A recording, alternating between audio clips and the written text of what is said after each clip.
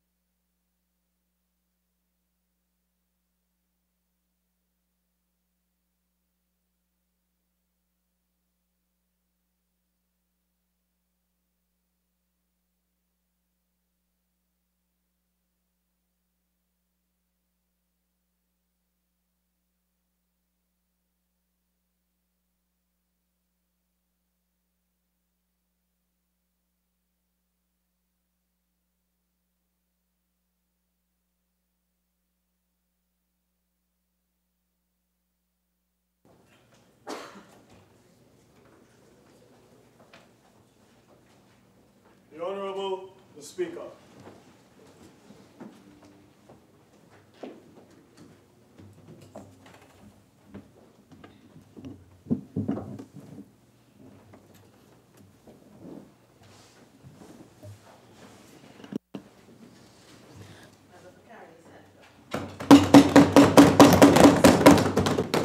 Thank you very much, Madam Speaker. It's an honor and a privilege to be able to say a few words on this budget statement of the Minister of Finance 2019, Budget Statement 2019. The country, Madam Speaker, the people of this country are under a great deal of stress, and they feel it in their bones that things are not right and that something else needs to be done. And they are looking for direction and for clarity. And I hope today to speak through you, Madam Speaker, not just to this Honourable House, but to them, to address some of the issues that might be troubling them as they experience the present and look into the future, waiting for a sense of hope. I want to start by acknowledging the tremendous contribution of our political leader and leader of the opposition, Mrs. Kamala Persad-Bissessar. She spoke in response to the budget. She spoke to the important macroeconomic issues and the challenges that the country faces. And she put forward the beginnings of a plan for rescuing this country and taking it from recovery to growth. This was followed by very, very able contributions on behalf of the people of their constituencies, from the MP for Pointe-à-Pierre, the MP for Faizabad, the MP for Oropouche West, and the MP for Manzanillo. All of them who acquitted themselves well, represented their constituencies well, and put forward not just arguments and criticisms, but contributions to the country that could make their way in the realm of policy. And this morning, we heard the response to the Minister of Health and the member for St. Joseph from the member for Caroni East. And I must say it was as if the member for Caroni East had taken out his baseball bat. You know, I want to spend a couple of minutes responding to some of the issues that the Minister of Trade made or presented here this morning. The first issue that she raised was the issue of prudence and decisiveness of the government. And this is a claim also made by the Minister of Finance. I just want to remind the Minister that Moody's ranked us as Baa2 in September 2015. They then ranked us as Baa3 up to April 2018, which is investment grade, although we were downgraded. And currently, we are at B1, which is what is known as a sub-investment grade. And if that is the result of prudence and decisiveness, well, then I think we ought to be very cautious about how we go forward. I want to say also that the minister spoke to a number of issues having to do with the manufacturing sector and the diversification. And the leader of the opposition made the point, in fact, that most of the growth in the manufacturing sector came from methanol and ammonia, LNG, etc. Basically gas-based derivatives that contributed to manufacture growth that are really located in the energy sector. I won't quarrel about that. She touted the 7.3% growth, and she said that the other sectors were also growing, and she used the review of the economy in order to make her case. I want to say that the IMF and the central bank, in their documents, indicate significant declines in most sectors of the economy. And the calculation of these figures is something that I find a little troubling. And I want to ask a simple question. If there is all of this growth, 1.9 in the economy and 7.3% in the manufacturing sector, where are the jobs, Madam Speaker? You know, we created 55,000 jobs during the period when we were in government. I think that there may have been a loss of almost that many under this government in the last 3 years. Perhaps about 40 to 50,000 jobs by this government. And some other issues that she raised, she raised the issue of chai rum. I want to say that chai rum was created by someone who put forward their proposal to the Ideas to Innovation project of the Council for Competitiveness and Innovation. And that is why we have a new superior international project today and product called chai rum.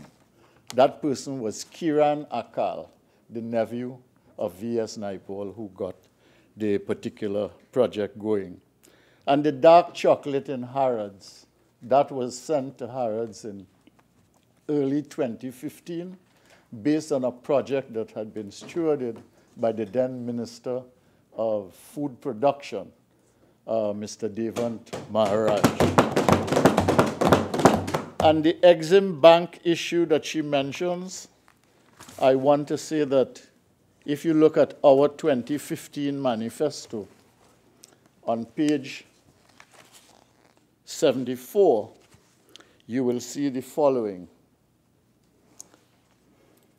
To achieve these clearly identified objectives, that is for the manufacturing sector, we will properly capitalize the Exim Bank and provide sub-market rates and strong factoring support to exporters in order to boost exports, and create a line of credit in US dollars at the Exim Bank for manufacturers, thereby reducing the strain of competing for US dollars with importers who make little contribution to foreign exchange earnings. This will resolve the issue of a non-contentious and non-preferential way forward. So we have no problem with them taking the ideas or building on what we have done. We have no problem. That is how governments operate. But what I have a problem with is they're coming and claiming it as if it were an expropriation. The other issue, I think the same can also be said of the transshipment initiative, but I won't go into that. And the Minister for Trade mentioned the issue of SMEs focus and extra-regional markets. All of these things are commendable. I wanted to let her know that with the Export Company of Trinidad and Tobago, what the then Economic Development Board did with that, at that time it was headed by Richard Young, who is now head of the International Finance Center. You see, we put people in positions in order to do the work for the country. But when he was there, one of the things that we did was identify the top 20 exporting companies in the country and tried to grow those exports using the Export Development Company driven by the Economic Development Board, who had oversight of a number of issues related to these things. I want to remind the member for Point Fortin that she was member of Point Fortin and a minister in P&M administration for almost 10 years. And she did not advance the case of the Point Fortin Hospital, which had been on the drawing books for God knows how long, 30 years maybe. And we did it because we felt it was necessary and good. About the Maruga agro-processing and light manufacturing, we like Maruga, and we have served Maruga well. And we will get a chance to serve Maruga again. And we wish all the projects that accrue to the benefit of Maruga, whether it's the fishing port or whether it's the agro-processing, we wish these projects well so that the people can benefit and have jobs. The Lubre Dry Dock project, I want to say that that is a project you will find also in this manifesto. It is something that we initiated, and I want to remind the country, and the minister knows this because she would have seen the documents. We did an entire study on the business of ports and the implications of the Panama Canal and its expansion on port opportunities in the Caribbean, including Trinidad and Tobago. And one of the recommendations of that port study was either that we could move the port of Port of Spain to Lubre, or we could use Lubre as a dry docking facility and keep the port of Port of Spain intact, so to speak, with changes. And they recommended changes that should be done. They wanted to move the port, things like that, move it further down to sea lots and things like that. The important thing about that particular project was that it had to be financed. And we signed an agreement with the Chinese government, of course, to begin the discussion about dry docking. We did not contract anybody for it, and it would have been a cost. And the issue there was, if we had to go into a loan, what would that mean? At that time, the debt to GDP ratio was 45% under our watch. And we were then worried about carrying up the debt. And secondly, we were worried about what the debt might mean if it involved a Chinese company, Chinese financing, and Chinese diplomacy, and what that might mean ultimately in the end. So we did not shelve the project. As you see, it is in our manifesto, and we were willing to continue with it, but we wanted some thought to go into it. And we had to finally make the decision between the Port of Spain port and the dry dock facility in Lubre.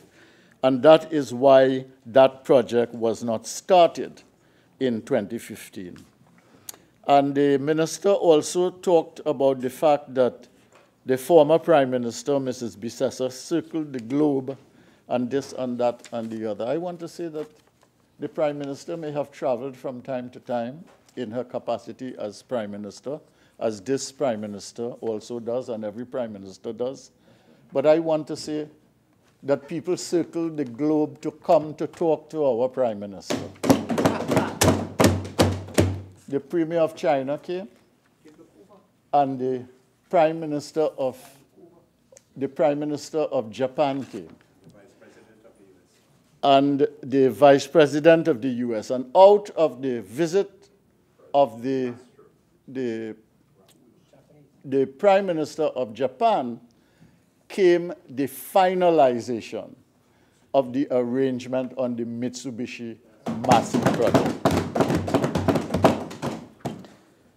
I want to deal with one matter which was raised by the Minister of Public Administration on Friday, and that is the CSO. I'll be very brief on it because the Minister of Public Administration talked about some CSO workers going home during my watch. I think it was in 2013.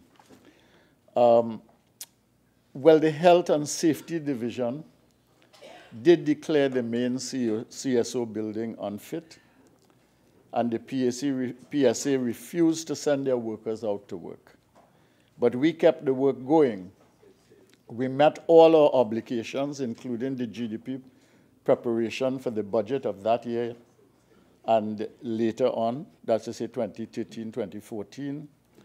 The CSO had caught up and was providing up-to-date employment data in 2014. That is to say, with a lag of 2 quarters only. It has since slipped. And you were right to say, that's to say the Minister for Port of Spain South, the Minister of Public Administration, you were right to say, Minister, that under the Patrick Manning administration, you sourced data from the central bank rather than the CSO, because that was the time at which the CSO began to be sidelined in preference for central bank at the time. I don't know what was the issue. And this is what led to the neglect and deterioration of the CSO. But when I was in office, the little time I had there, I was able to bring the central bank and the CSO together. And the CSO, the central bank, in fact, offered, what can I say, technical support, and they worked collaboratively.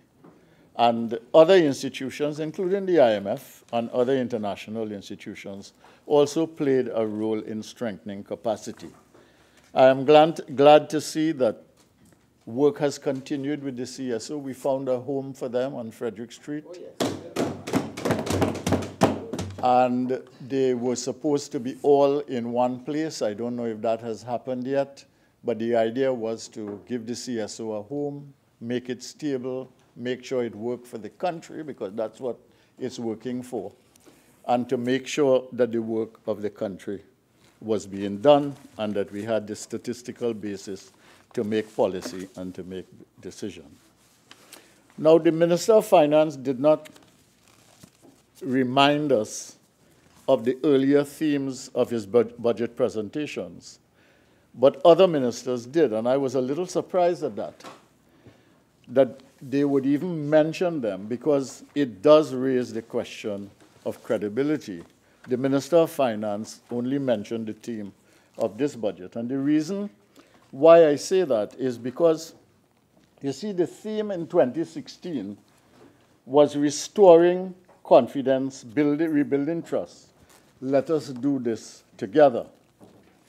Now, I don't think anyone would challenge the fact that confidence was not, in fact, built, and that trust was not built, and that there was not, in my view, any great collaboration. In fact, the one collaboration that was established with the OWTO eventually collapsed.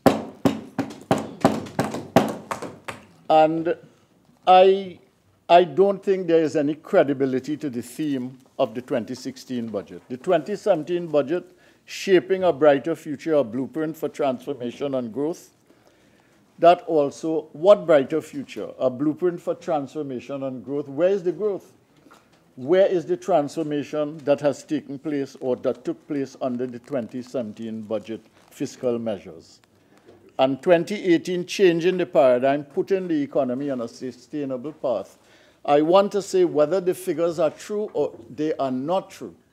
The reality is today that Trinidad and Tobago is more dependent on energy and energy resources than we have ever been for a long, long time. So that is why the turnaround theme is so hard to believe. All right, not just because people are complaining and because there's pressure everywhere, but because the 1.9% projection belies the projection of the central bank and of the IMF, and neither the central bank nor the IMF or the Minister of Finance in his budget speech, neither of the three, not the Minister of Finance, not the IMF, not the central bank, none of them take into account Petrotrin refinery closure as a factor in the economic fortunes of the country. How are we then to believe turnaround if there is no evidence to support restoration of confidence, building of trust, if the numbers on growth are disputable, if no transformation is happening, if the paradigm has not shifted, and we are now more dependent than ever on energy? And nowhere does this budget bring us any closer to a sustainable development path. The last 3 years, Madam Speaker, have been years of pain for our citizens, pain and punishment. The Minister of Finance gave an interview after he met with the Chamber in a post-budget session and announced no new taxes over the next 2 years. He said that he did not want to punish the population any further. He therefore was acknowledging that he had been severely punishing all sectors of the national population in 2016, in 2017, in 2018, and dare I say continuing in 2018 and 19, we will see, with the rise in the gas prices at the pump. And the punishment continues with property tax and seems premeditated in its arbitrariness and its severity, that's to say the property tax. And with the $1 per liter price hike, we are going to see an impact with a ripple effect throughout the economy. The question for the population, and I speak now through you, Madam Speaker, to the population, is can we expect better financial management? Can we expect fiscal impact of a more positive nature? Can we expect any significant growth in the non-energy sector? Can we expect any job creation? Can we expect a better standard of living, a better quality of life? You know, in one shot in 3 years, they have decimated the working class and reduced the middle class. Can we expect a more sensitive stewardship and better governance over the next 2 years? I don't think so. I don't think the people believe so. The recent disrespect dished out to Petrotrin workers on Friday last tell us that insensitivity, callousness, and arrogance will continue as they remain in office. And therefore, the solution becomes clear to the population. So if the last 3 years have been bad, and the next 2, Madam Speaker, are not likely to be better, what to do? Because that is the message of the Minister of Finance, that the last 3 years have been bad, but there is a turnaround, and the next 2 will be better. But there is nothing to substantiate any likelihood of a better 2 years ahead. The people of this country knew it, you know, because when they did a poll at the end of 3 years, at the 3rd anniversary of this government as government, they basically said that 42% of those interviewed said that crime was a major problem and was in fact a crisis, 55%. So 55 plus 42 said it was a major problem or a crisis. On the economy, 46% of them said, the population said that the economy was in crisis, 28% that it was a major problem.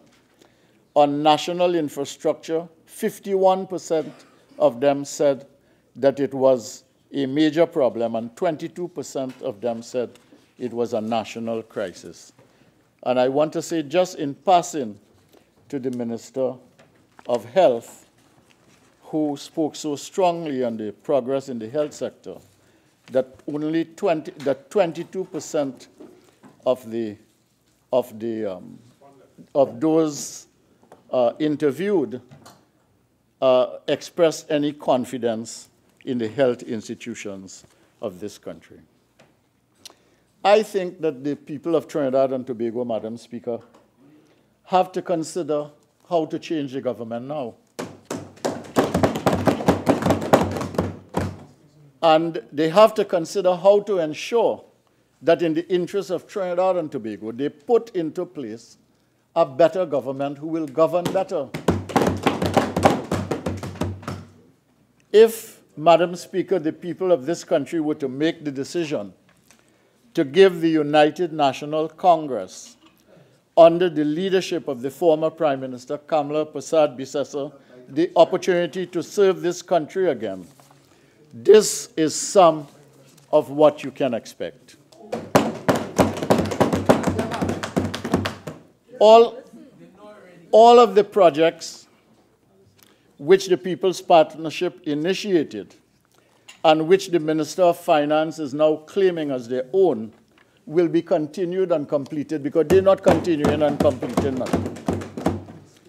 After all, they are all projects, and we are proud of them. And I don't think that even with these projects, much will be achieved by this particular government. Projects such as the San Fernando Point Fortin Highway, which we did most of, the Maracas Beach facilities, which they stopped and restarted, and they have botched up somewhat according to the people, but we'll go along. The San Fernando Waterfront Project, which we had completed every piece of that exercise, the project was ready to go. We even established a committee. We will govern to serve the people and the public good. We are not against anybody. All of us together make up the nation state of Trinidad and Tobago. We will work for all. We will deliver to the nation. So we don't have a problem with taking our projects, which they have now claimed as their own, and proceeding. But in addition to that, we will make sure that the Couva Children's Hospital will be open and available to every citizen of Trinidad and Tobago. We want to bring all our people together, Madam Speaker. We want every community to benefit. We want every single citizen to progress. The People's Partnership was always strong on social infrastructure, on road and other infrastructure to support business and community development, and on environment and sustainability issues. And if you read this 2015 manifesto, you will see that progress and achievement was built around these kinds of projects. But what will we do that is different? The Honorable Leader of the Opposition gave the general population and this Parliament a taste. She talked about the fourth ICT and technology-based industrial revolution. She talked about the role of artificial intelligence. She talked about the circular economy to address recycling and environmental concerns. She talked about renewable industries, renewable energy, and an enlightened approach to agriculture for the contemporary times. She talked about the blue, green, and silver economy as part of the diversification and transformation process. I want to build on what the leader of the opposition presented, and in the process demonstrate how a little imagination and an integrated planning approach can make a huge difference to the country and to jobs. Because one of the things that this budget lacks is creativity and the imagination. There is nothing new or fresh or innovative in this budget. The accounting for growth and the expropriation of ownership of the benefits of Juniper, Angeline et al. As an act of deception is as far as the creativity went in this budget. To get the economy going, to begin the recovery, Madam Speaker, there are things that we can do now. To put people to work, there are things that we can do now. And these need not be sophisticated measures, just pragmatic actions carefully thought through in an integrated fashion. One of the problems with the current government was that they spent 2 years waiting for Juniper because they knew that the gas would be coming from the third quarter of 2017. But they did little else in the intervening period to stimulate jobs or economic activity.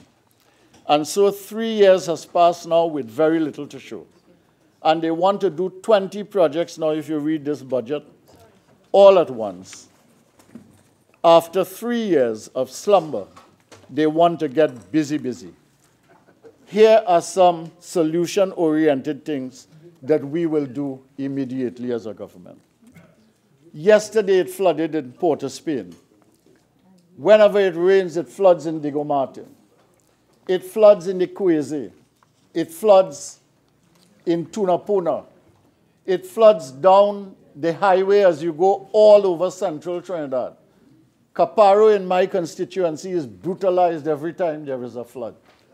All over Pinal, Debe, Woodland, I talked about Port of Spain.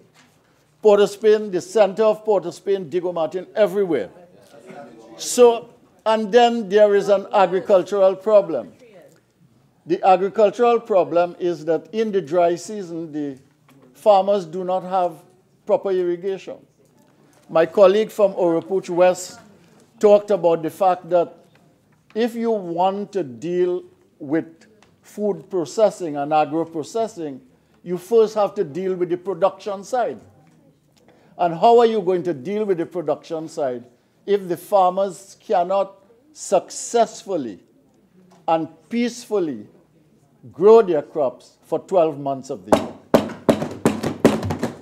So if you take flood and irrigation and agricultural production, relocation of at-risk families who live like on the rivers and so on, and communities, if you do not address water capture through retention ponds and other measures, and the creation of leisure and recreational space, then we will never get on top of these issues. This can provide national solutions. We can provide national solutions to flooding, drainage, irrigation, and water capture problems. And this can be done with central coordination and decentralized management. And everywhere that there is now flooding, from Diego Martin to Cedros, we can now begin to manage it. But what is the significance of this? The significance of this is that you'll be solving a flooding problem. You'll have a national project that is both centralized and decentralized. You will be solving a drainage problem, which will be throughout the country. You'll be solving an irrigation problem for farmers, which would then lead to higher production. And what we are going to do in the process, if you're doing this as a nationwide project, as a project management initiative, you are talking about literally thousands of jobs, both skilled and unskilled. The state can lead this project, private sector can be involved, Institutions like APET can be involved. The technical competence can be brought into the picture. We can have volunteerism in the process. And if you take a project like this, 1.5 years, 2 years, we would solve a myriad of problems at the same time.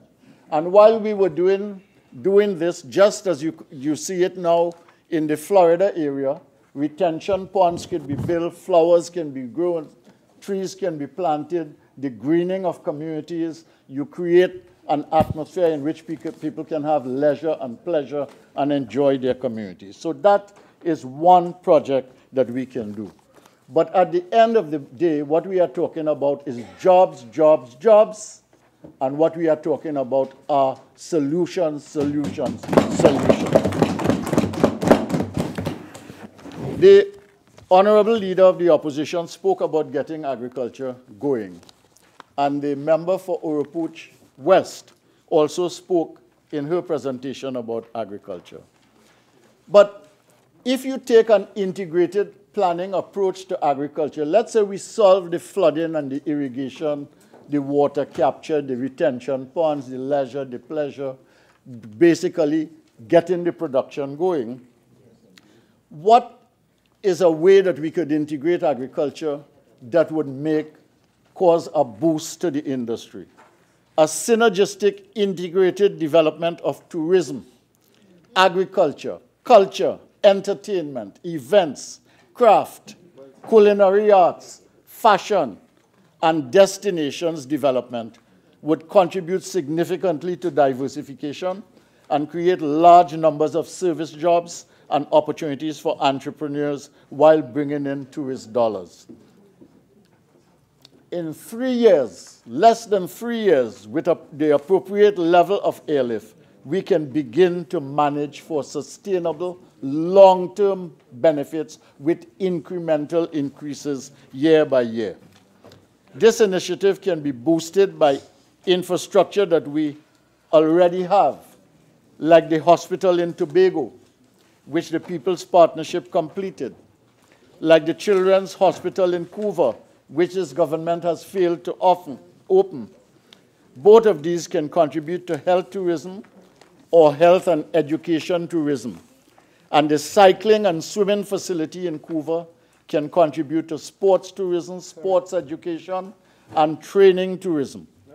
All of these infrastructure elements can be put to good use and give an economic boost to the surrounding communities.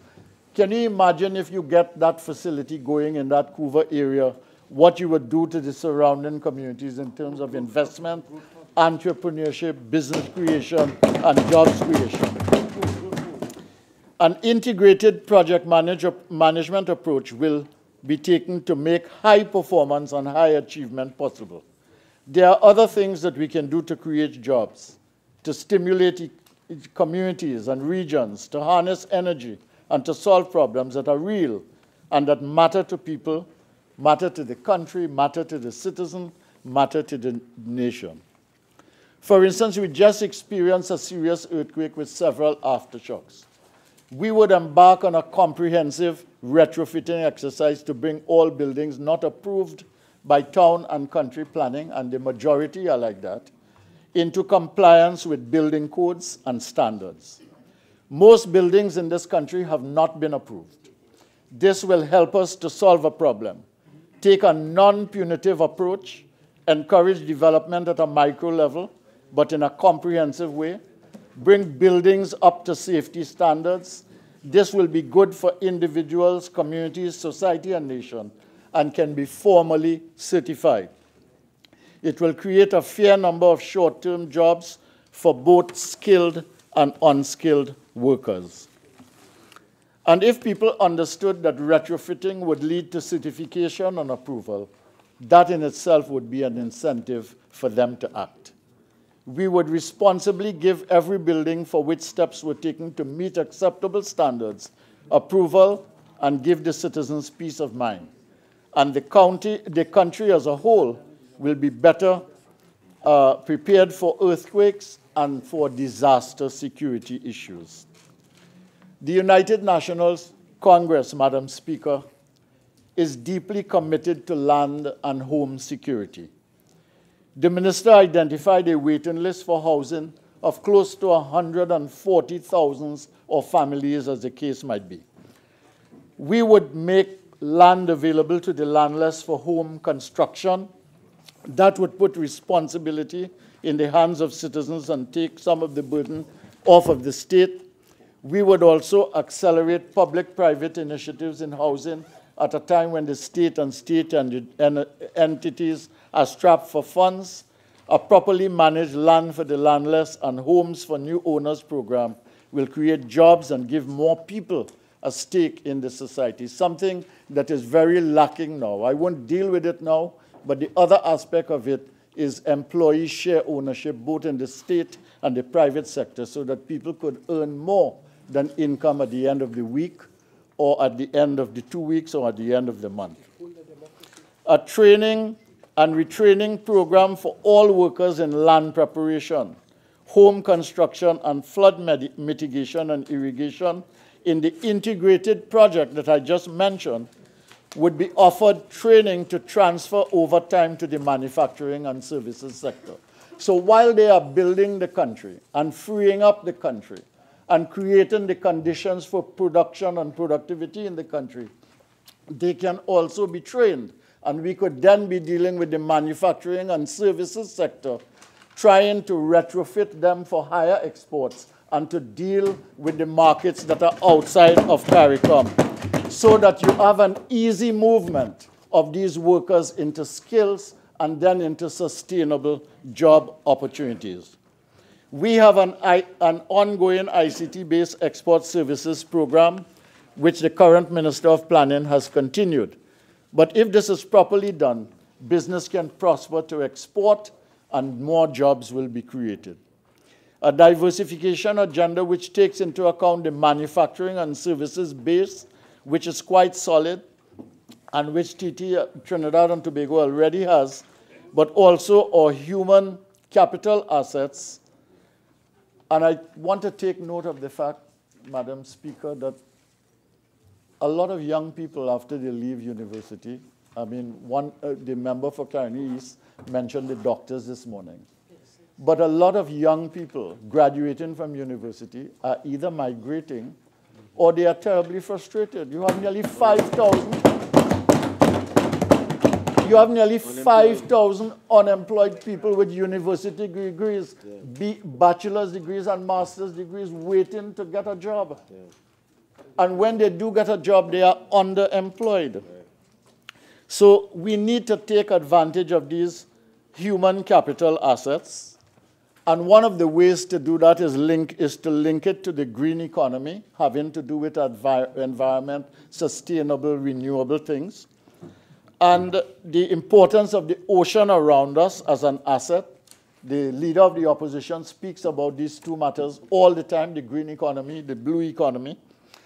And the need to build an applied research capability aligned to a higher value chain strategy to key sectors and new clusters of the economy, and linked to a world that will soon be dominated by artificial intelligence, is what we need. And this is what, and you heard our leader on Friday, this is what the UNC will do to take the country forward. Let us take a look at where we can take some action to take the country forward rather than backward as we are headed now. Do you know that the economy has shrunk in 2018 to the point where it was in 2008? Look at the GDP figures, Madam Speaker, and you will see what has happened in terms of growth of the economy. So what do we take action to do to move this country forward? One thing that we will do is to digitize growth in our Trinidad and Tobago economy. The implications of this for social and financial inclusion are immense, as well as for the growth of digital services and trade and economic growth. For people who do not have access to the banks, access to the digital economy presents opportunities for personal economic growth. In this way, more people will be able to enter the formal economy, increasing financial inclusion and bringing transparency throughout the life cycle of financial transactions.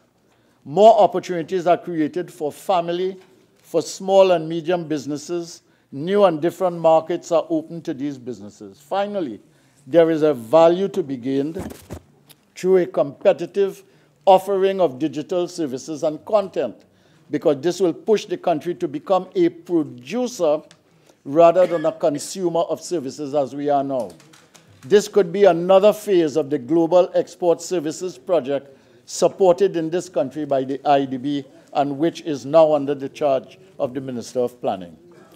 Our goal as a government, a UNC government, will be to increase our competitiveness through digitization, thereby strengthening our financial markets while fostering transparency. What we have to do is to encourage acceptance of digital means of payments. All government payments can be done in this way, saving time and money. We can have both the development of digital commerce as well as the digitizing of the public sector, financial flows, increasing transparency, inclusion, and fostering this across all sectors. We need to strengthen the leveraging of our natural resource base, including renewables like wind, like solar, like water around us, for both renewable energy and renewable industries.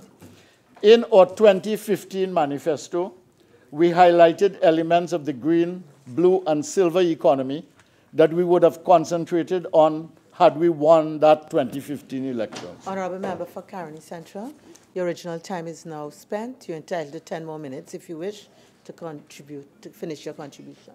Thank you very much, Madam Speaker. Our political leader and leader of the opposition has spoken to these from time to time, and we are strengthening our plans in these areas. We'll speak more on these on other occasions. There is much that I can say here on policy, on plans, science and technology, artificial intelligence, but I will proceed to some other things in the 10 minutes. The Minister of Finance said in his budget, Madam Speaker, that under Section 119 of the Income Tax Act, Chapter 7501, he will increase the penalty for offenses in respect of fraud from $50,000 to $250,000 as the current sanction is. I hope the minister means by that if such an allegation is made or such a matter comes up before the BIR, that the matter will go to court. I hope that he doesn't mean that the Inland Revenue will now be given the power to simply accuse someone of fraud and impose a fine on them. So I would like a little clarification on that.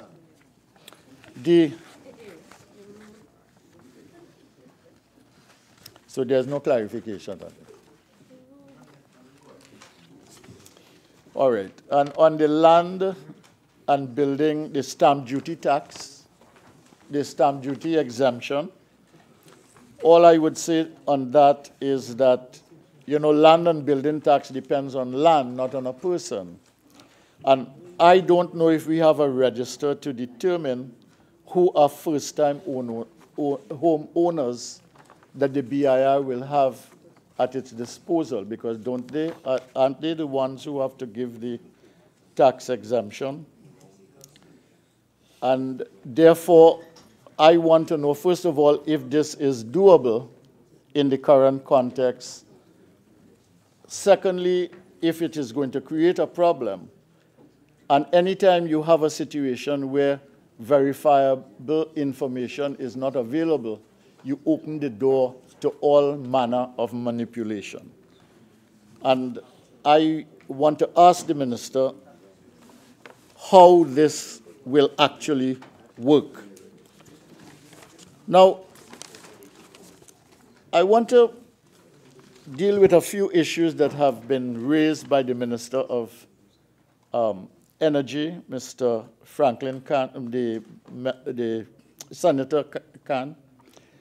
And I just want to indicate that whatever happens in Petrotrin, the $850 and the $750 million debt, $13 billion, in terms of Trinidad and Tobago currency will still have to be paid.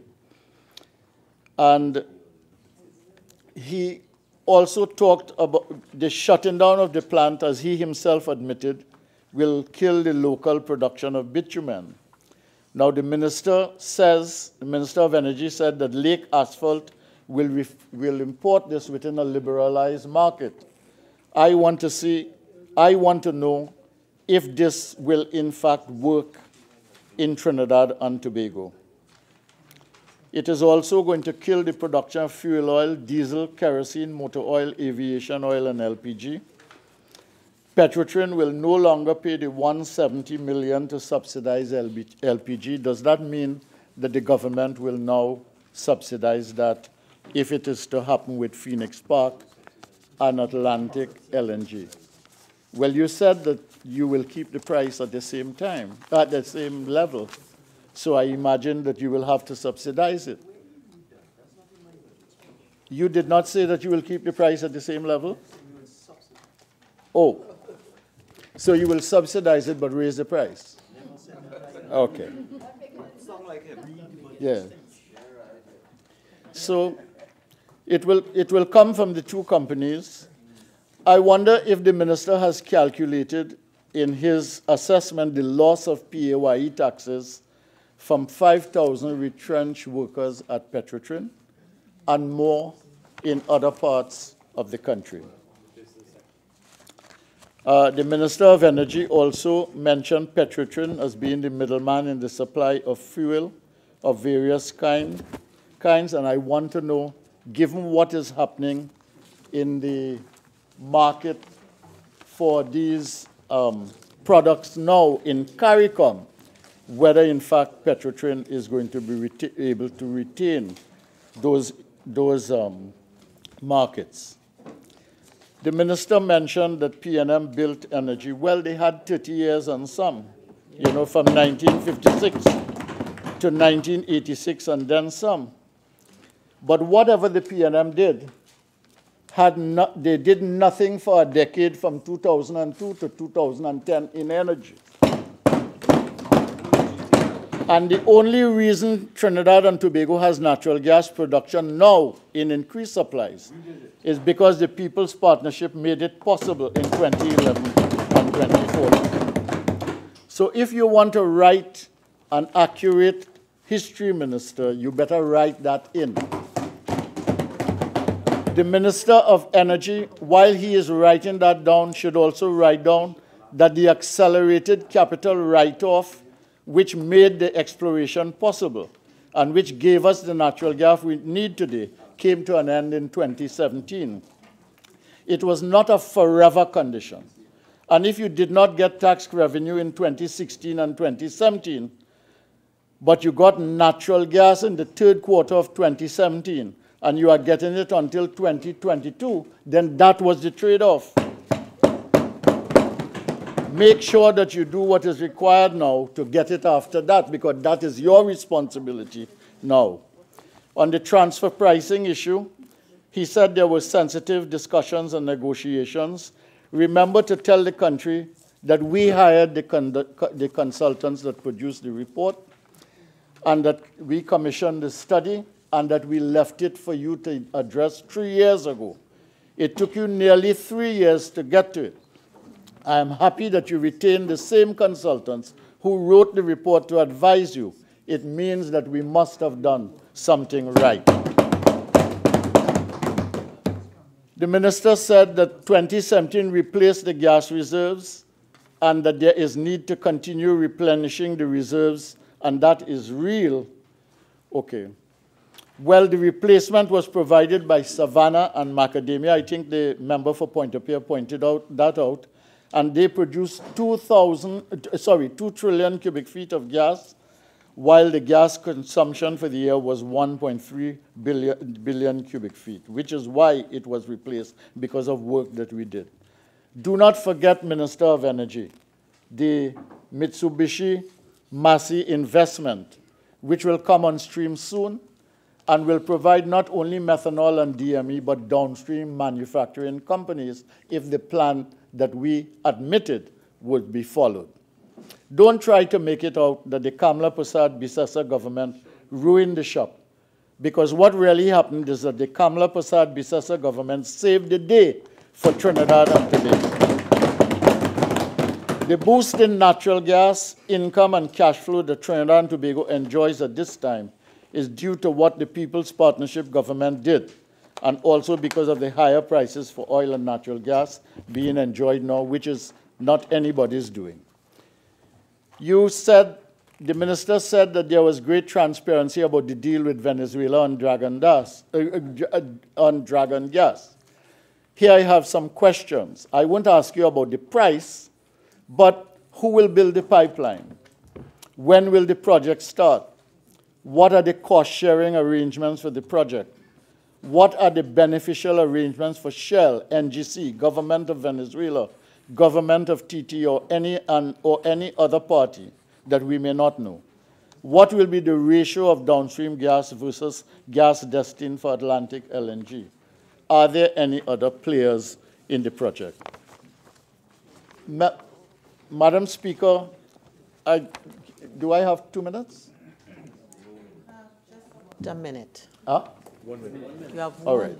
I just want to mention a few things that the IMF report highlighted so that the country will know. On page 13 of the Article 4 report, the IMF said that public debt and the HSF should be managed in an integrated framework. And the reason they are doing that is they are worried about what you are going to do to the debt and what its impact is going to be on the HSF. And I simply want to alert the country to the fact that the IMF has a concern about that. The IMF asks you to settle the overdraft balance at the central bank and implement stricter limits on monetary financing, reduce reliance on central bank financing. They warned about continued Honourable Member. Time is up. Parallel. Member for Tobago West.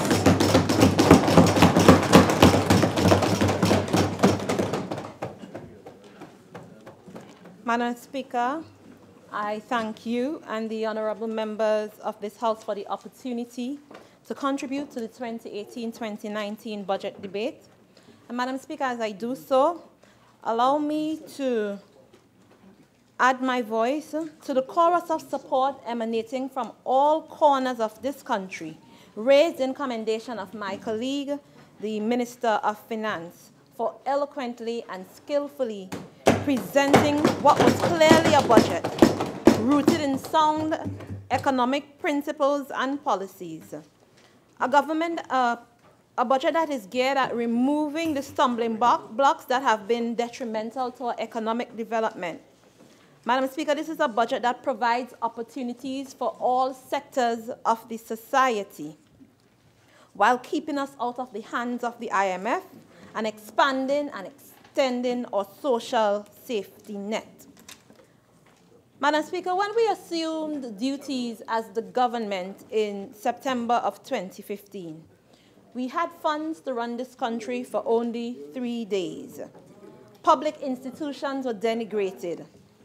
Right-thinking public servants were emasculated. We inherited a society that was ungovernable, beaten, bruised, abused by a bunch of ill-willed, mischievous, misguided joyriders. Madam Speaker, that was our lot. Madam Speaker, many looked on, hoping that we would have failed. They looked on, laughing, waiting for chaos and confusion and mayhem to step in, hoping that, like many of our Caribbean neighbors, we would end up before the IMF cap in hand, subjected to structural adjustments, also that they could ride back into government on that wave. Madam Speaker, 3 years later, we are still here.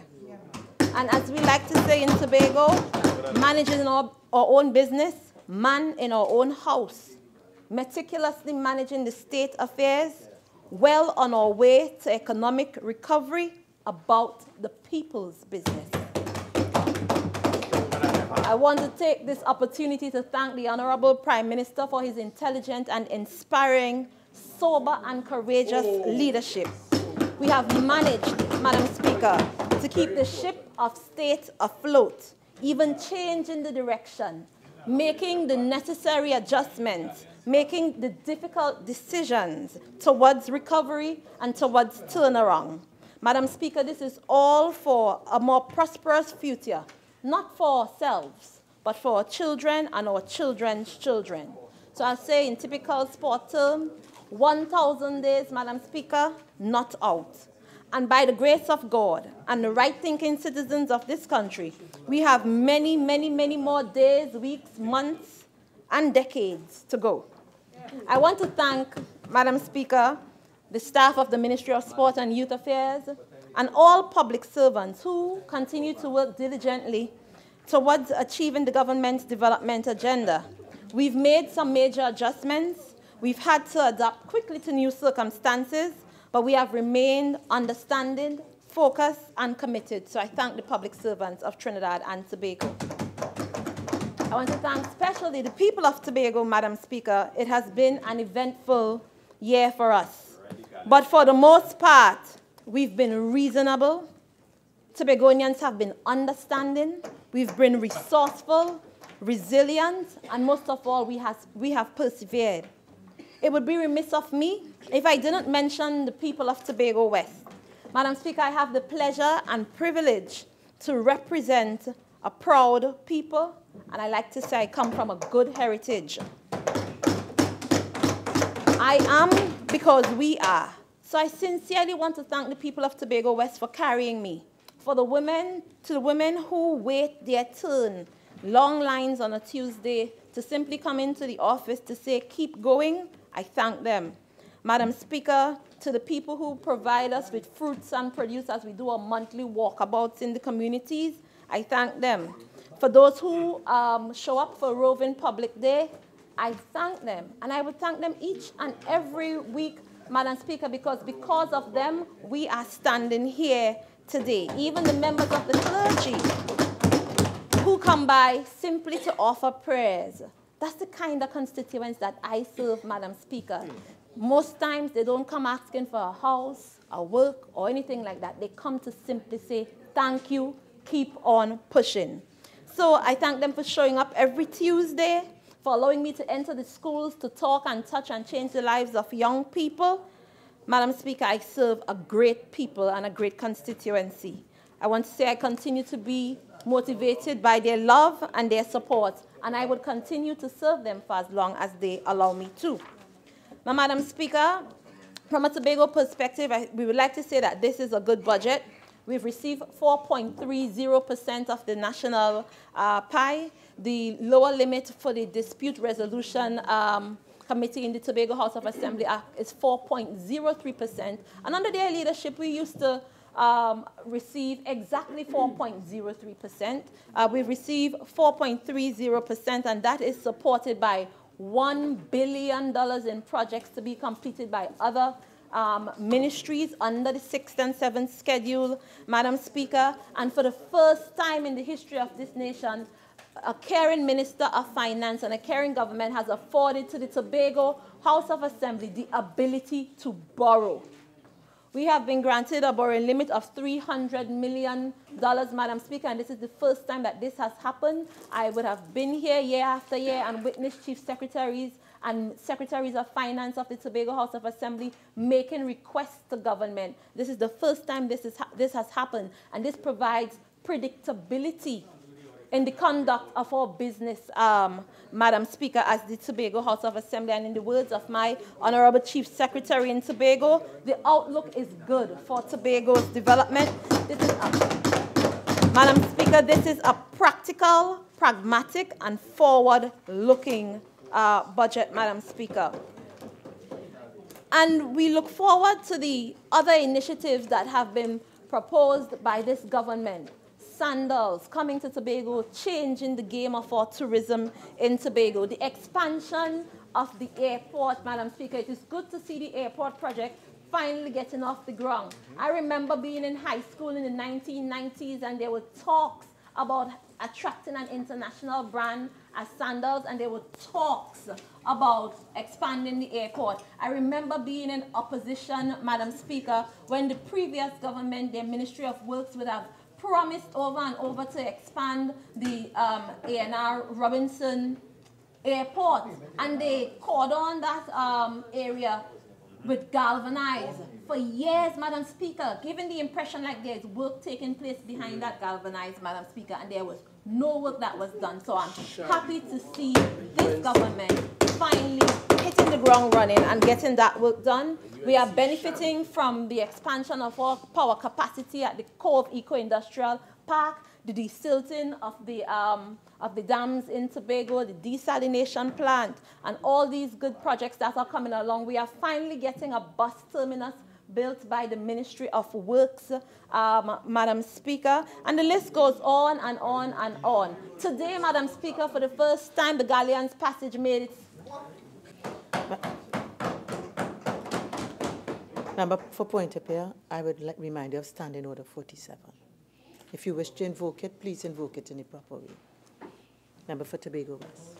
Thank you, Madam Speaker. For the first time, the Galleons Passage made its maiden voyage to Tobago today, Madam Speaker, with no casualties, no problems, Madam Speaker. I looked on social media this morning and I saw the people of Tobago were very elated. It has been a rough year, but we are happy that this is finally on board, and now we have not one, but two boats traveling back and forth to Tobago, and we look forward, Madam Speaker, to the addition of more boats coming along under the leadership of this government, and we're not leasing them, Madam Speaker, we're buying them, we're owning them, Madam Speaker, and that is something that I think ought to be commended. Out of the Ministry of Sport and Youth Affairs, Madam Speaker, the Dwight York Stadium is the only physical project that is managed by central government in Tobago, because sports development is under the remit of the Tobago House of Assembly. When I assumed duties in the Ministry of Sport and Youth Affairs, there was a $5 million project in refurbishment taking place there. We have expanded that project to an additional $15 million to do a total refurbishment of the Dwight York Stadium, and I am pleased with the work that UDCUT is doing in helping the Ministry of Sport and Youth Affairs with that.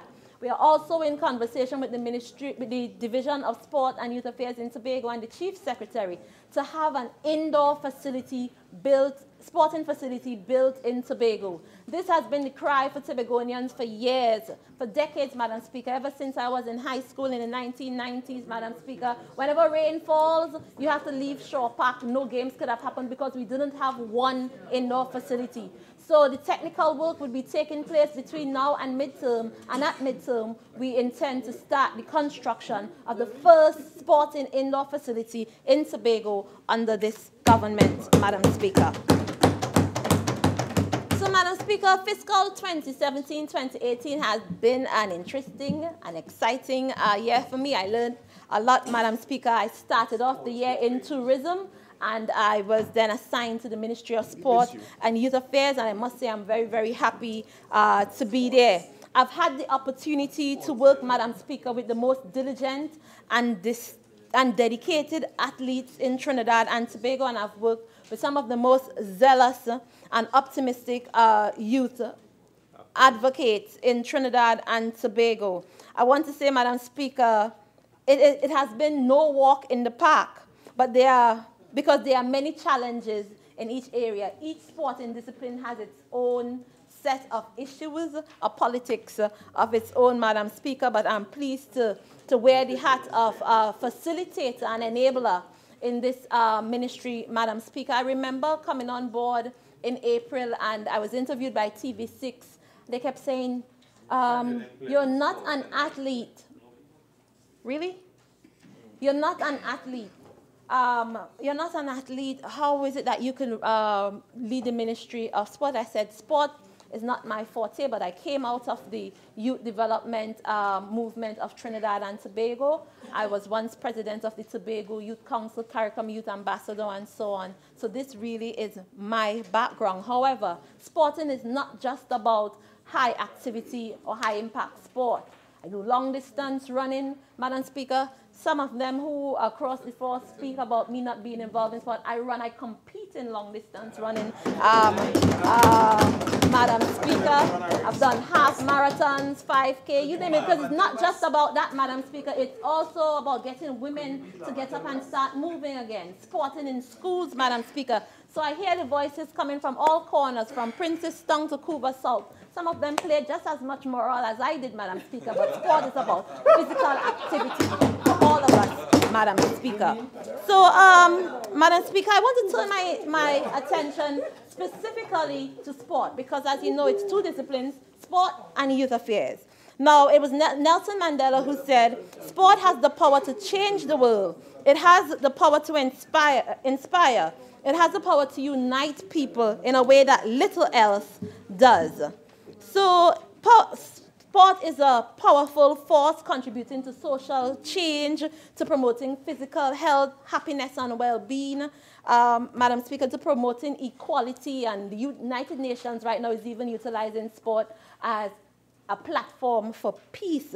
So it's an important part of development, not just for young people, but for everybody, Madam Speaker. So when we came on board in 2015, we made it our business to hit the ground running in revising the sport policy. And last month, we were able to launch the new sport policy, 2017 to 2027.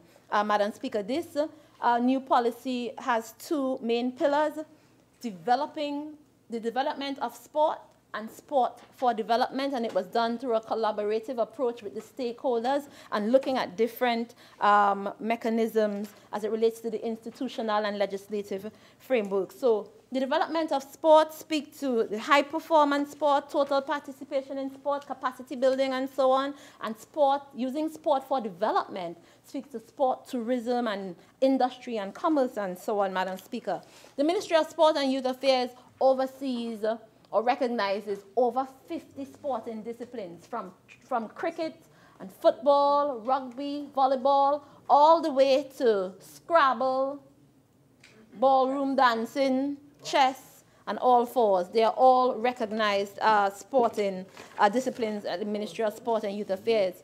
So, Madam Speaker, over this fiscal year, the athletes of Trinidad and Tobago, but I've made Trinidad and Tobago very proud. We go all the way from the performance of the Michelle Liai and Jereme Richards and Dylan Carter earlier this year in April at the Commonwealth Games. They brought home gold medals and silver medals to us, Madam Speaker, and more recently the CAC Games that took place in Colombia. We had 233 athletes participating in 22 different disciplines, and we brought home 30 medals, Madam Speaker, 30 medals in the year 2018, and that would have been triple the number of medals we got 4 years ago in 2014. We brought home only 11 medals, Madam Speaker, and I want to say that the athletes, the achievement of the athletes have been truly inspirational to all of us and have a very positive influence on our nation as it relates to uniting us and making us happy, making us proud. I want to say that the government is keen on continuing to provide support to our sporting entities, Madam Speaker, as we move towards Tokyo 2020, where we intend to perform very, very well.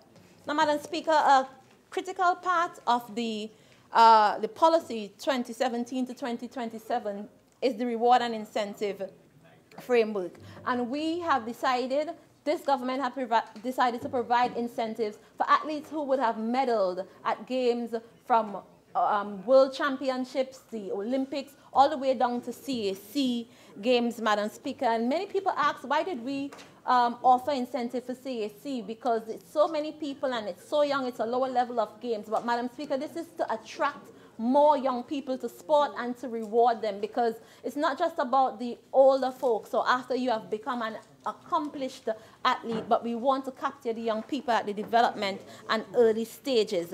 So we also provide, this policy also provides incentives for national teams that would have qualified for the first time to international championships, and this year we see the senior men's hockey team getting that incentive, along with the women's volleyball team who have done so well in Japan over the last couple weeks. So this year, we distributed over $5.2 million in incentives to athletes for their accomplishment and for putting Trinidad and Tobago on the map as it relates to sport.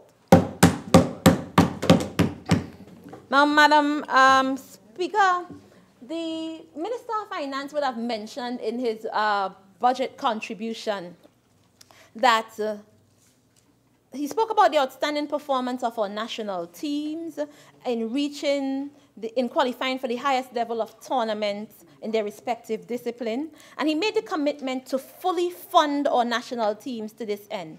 In this light, Madam Speaker, I would like to expand a little bit more to say the national teams that would have received, that national teams would receive full financial support from the government in their regional qualifiers towards these championships and also to attend these championships, Madam Speaker, and that is the element of fully funded that the Minister of Finance is speaking about. Now, it is very important for me to place on the record and to remind NGBs that it is critical that they comply with the rules and the guidelines of the Ministry of Sport and Youth Affairs as it relates to submitting their financials, their schedules, their calendar, and so on, so that these applications could be processed and we could really facilitate this initiative of providing them the necessary support to attend these regional qualifiers and these international games.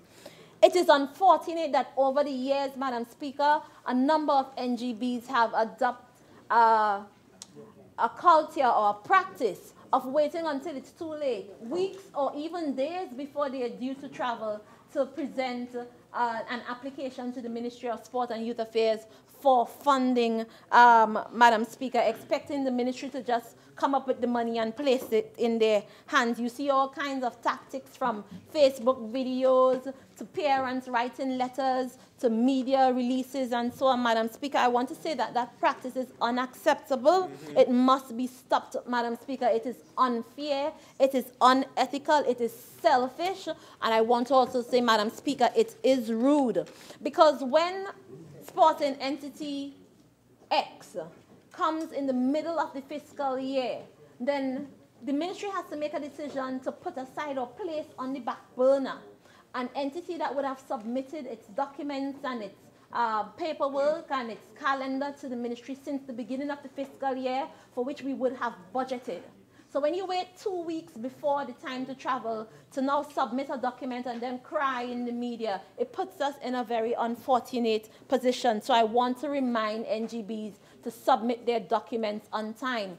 In the month of August, the Ministry of Sport and Youth Affairs, with also the Sport TT, would have written to a different 40 or 50-something NGBs, asking them to submit their documents as it relates to their calendars, their budget, and so on. And unfortunately, Mr. Deputy Speaker, at under 10, NGBs would have responded, Mr. Deputy Speaker. Under 10 of the 50 NGBs would have responded.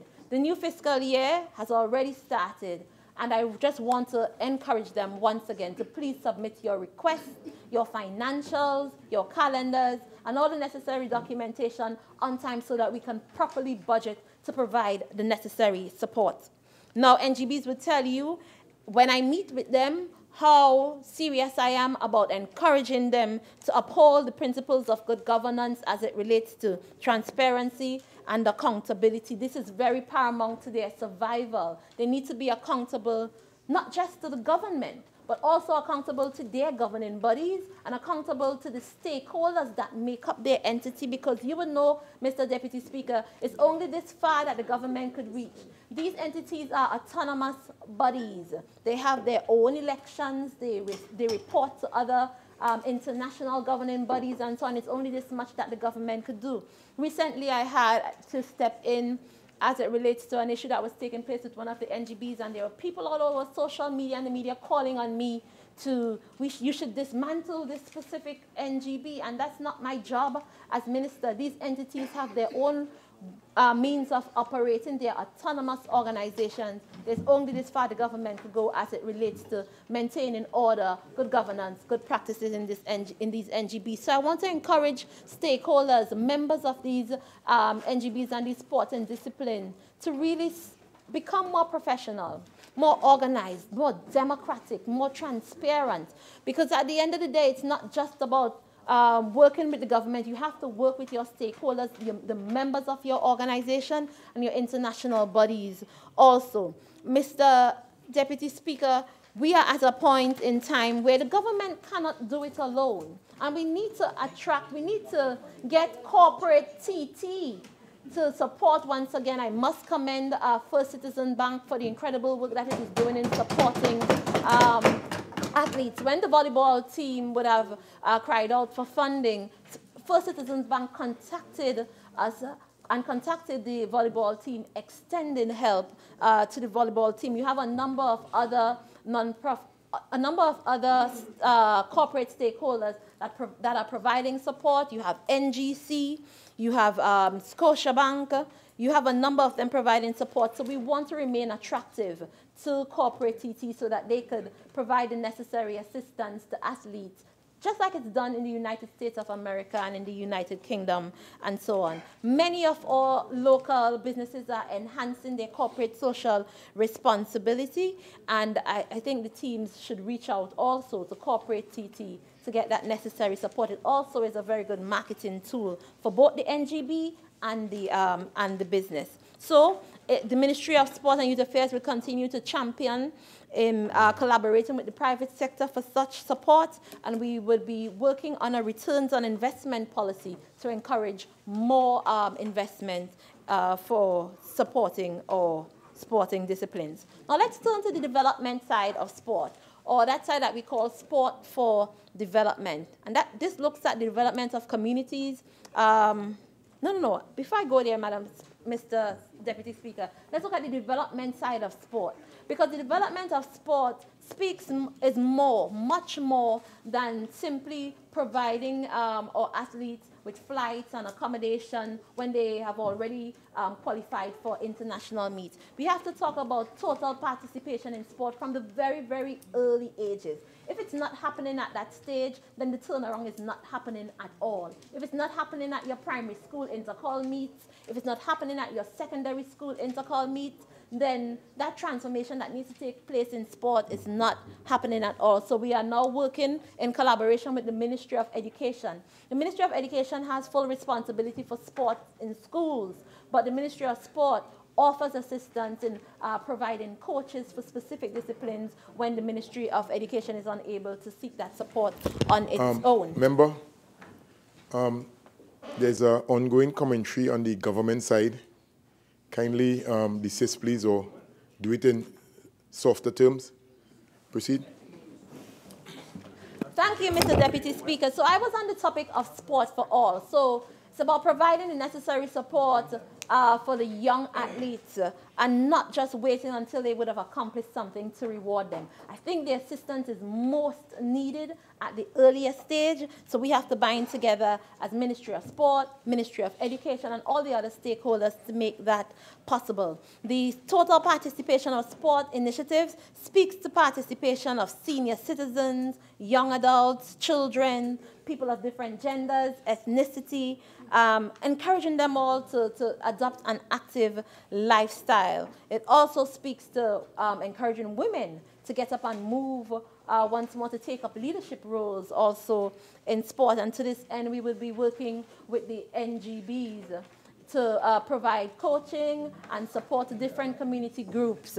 Madam Speaker, Mr. Deputy Speaker will be doing that with the TTOC this year. Later on this month, the TTOC and UE will be launching the Future is Female campaign, and the ministry is on board, encouraging women to get up and move once again.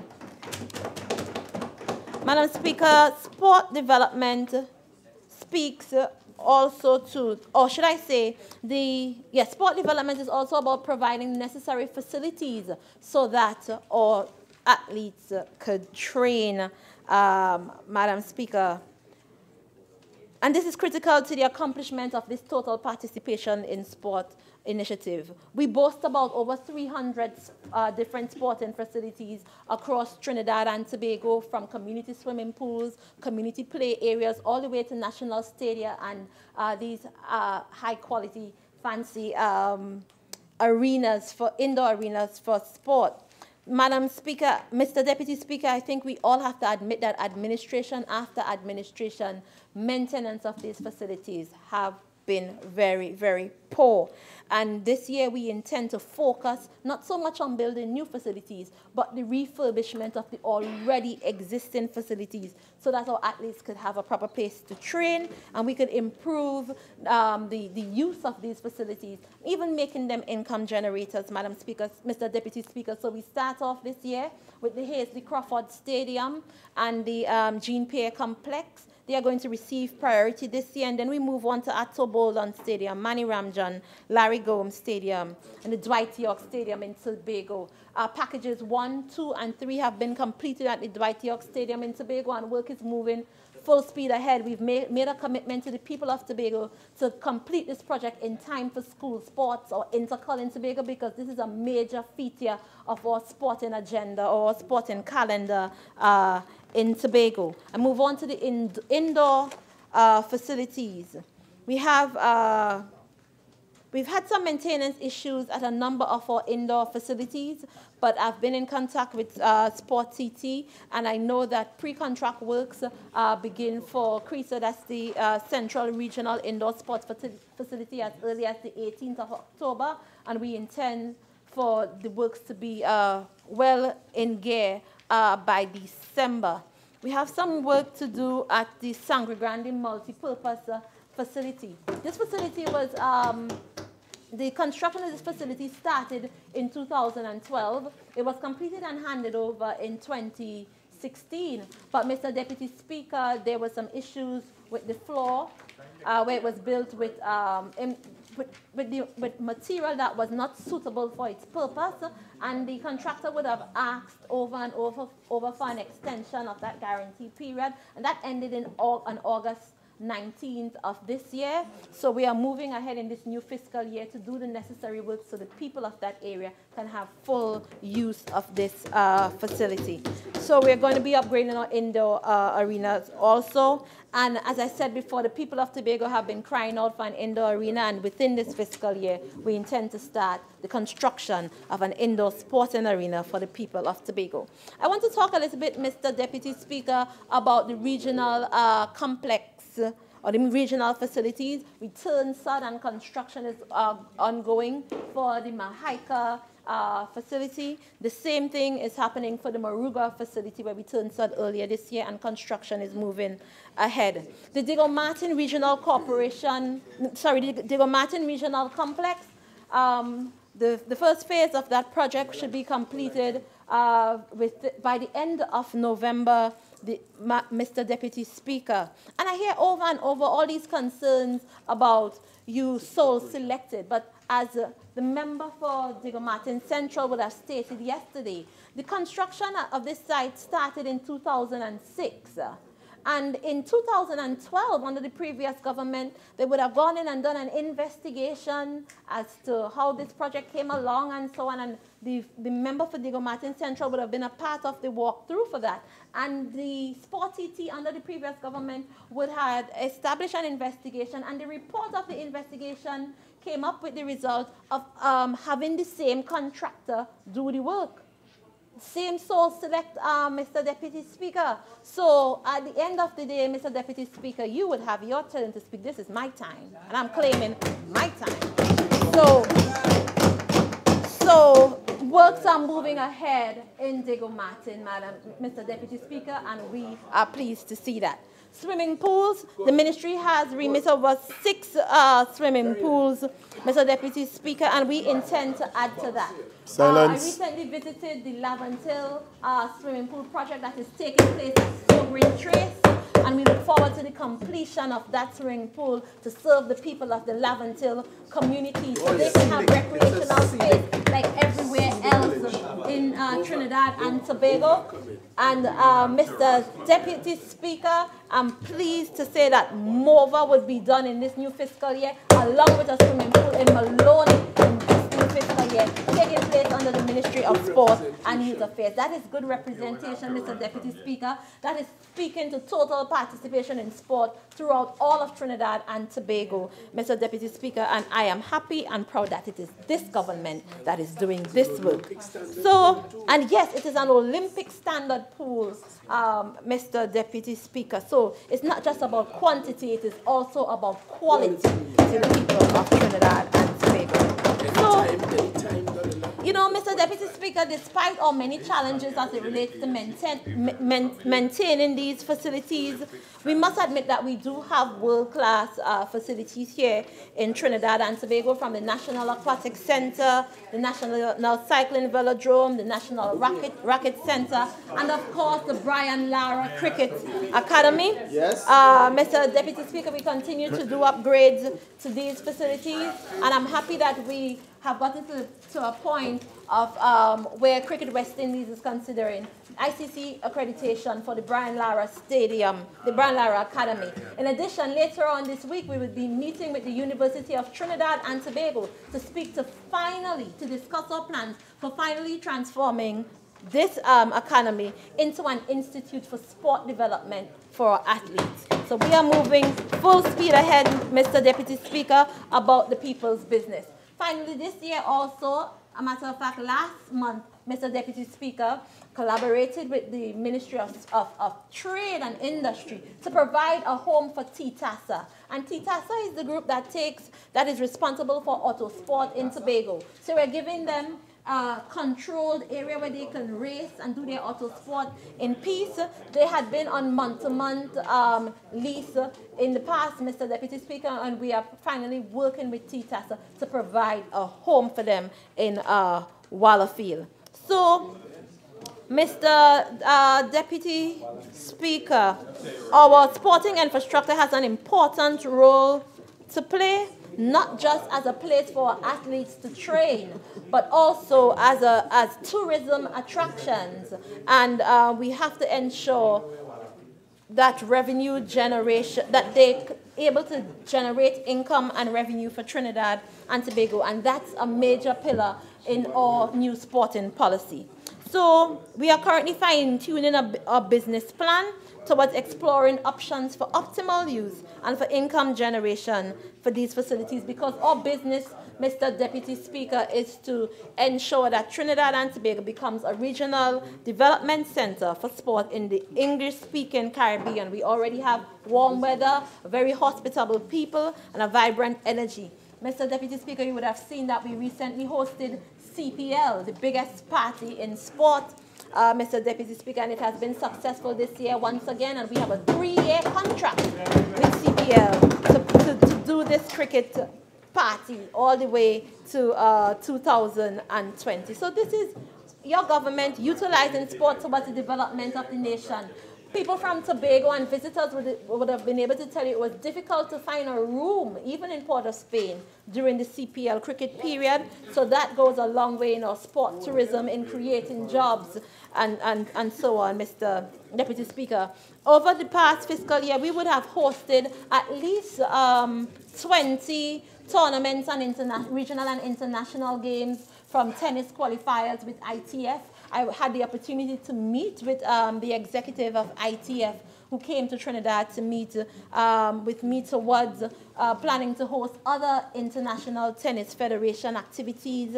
In the past, we would have hosted swimming meets, volleyball meets, a number of different activities at our world-class facilities. And this government intends to provide the necessary assistance and support. Right now, we are working with the TTOC towards hosting the Youth Commonwealth Games in 2021, and that is a matter that we are working on right now. Now, all these initiatives cannot be properly managed by the Ministry of Sport and Youth Affairs in its current construct. So you'll be well aware, Mr. Deputy Speaker, that in 2004, the Cabinet would have made a decision towards the development of Sports Commission, and this government would have instituted a committee to review and to examine the recommendations for such. And I must say that government committee is fine-tuning the recommendation so that we can proceed with the establishment of the Sport Commission and be of international standard, just like Australia and our other competitors throughout the world. So, Mr. Deputy Speaker, I want to turn quickly to the youth portfolio.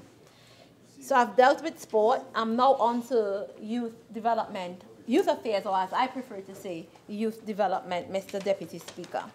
Mr. Deputy Speaker, I am a product of this country's youth development movement. I came through the, I've done the groundwork. Since I was 12 years old, I was a part of the Royal Bank Young Leaders, and then I was a part of the Tobago Youth Council, the National Youth Council Steering Committee, CARICOM Youth Ambassador, a number of different youth-related initiatives. So I've had the opportunity to see both sides of the youth development movement in Trinidad and Tobago. And I think that the problems or the concerns that existed in the 1990s when I was a teenager still exist today. Some of them have become more complex, but I'm happy to say that the support systems and the network have become more sophisticated. You now have private sector becoming a part of the whole youth development ecosystem. You have Royal Bank doing tremendous work. You have entities like We Say Yes going into troubled communities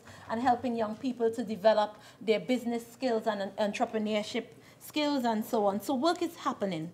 From the perspective of the government, we are reviewing the national youth policy, and phase 1 of the consultations have already been completed. We have circulated a draft document to the youth bodies throughout Trinidad and Tobago, and we get ready to start a second phase of consultations towards developing year 2017 or 2018 national youth policy. In addition to that, we embark upon a youth registration drive, Mr. Deputy Speaker, where we are encouraging all the youth groups throughout Trinidad and Tobago to register with the ministry so we can have all the information in one ministry, Mr. Deputy Speaker. You have a number of youth programs and youth initiatives taking place in the private sector, also in the government.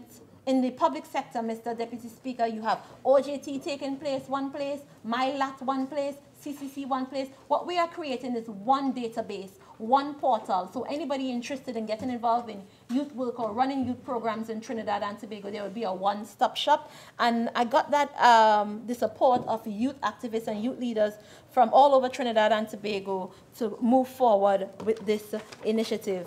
The cabinet has recently passed and confirmed the establishment of a youth advisory committee. So what we're having is young people coming together in a committee to provide advice to the Minister and the Ministry of Sport and Youth Affairs.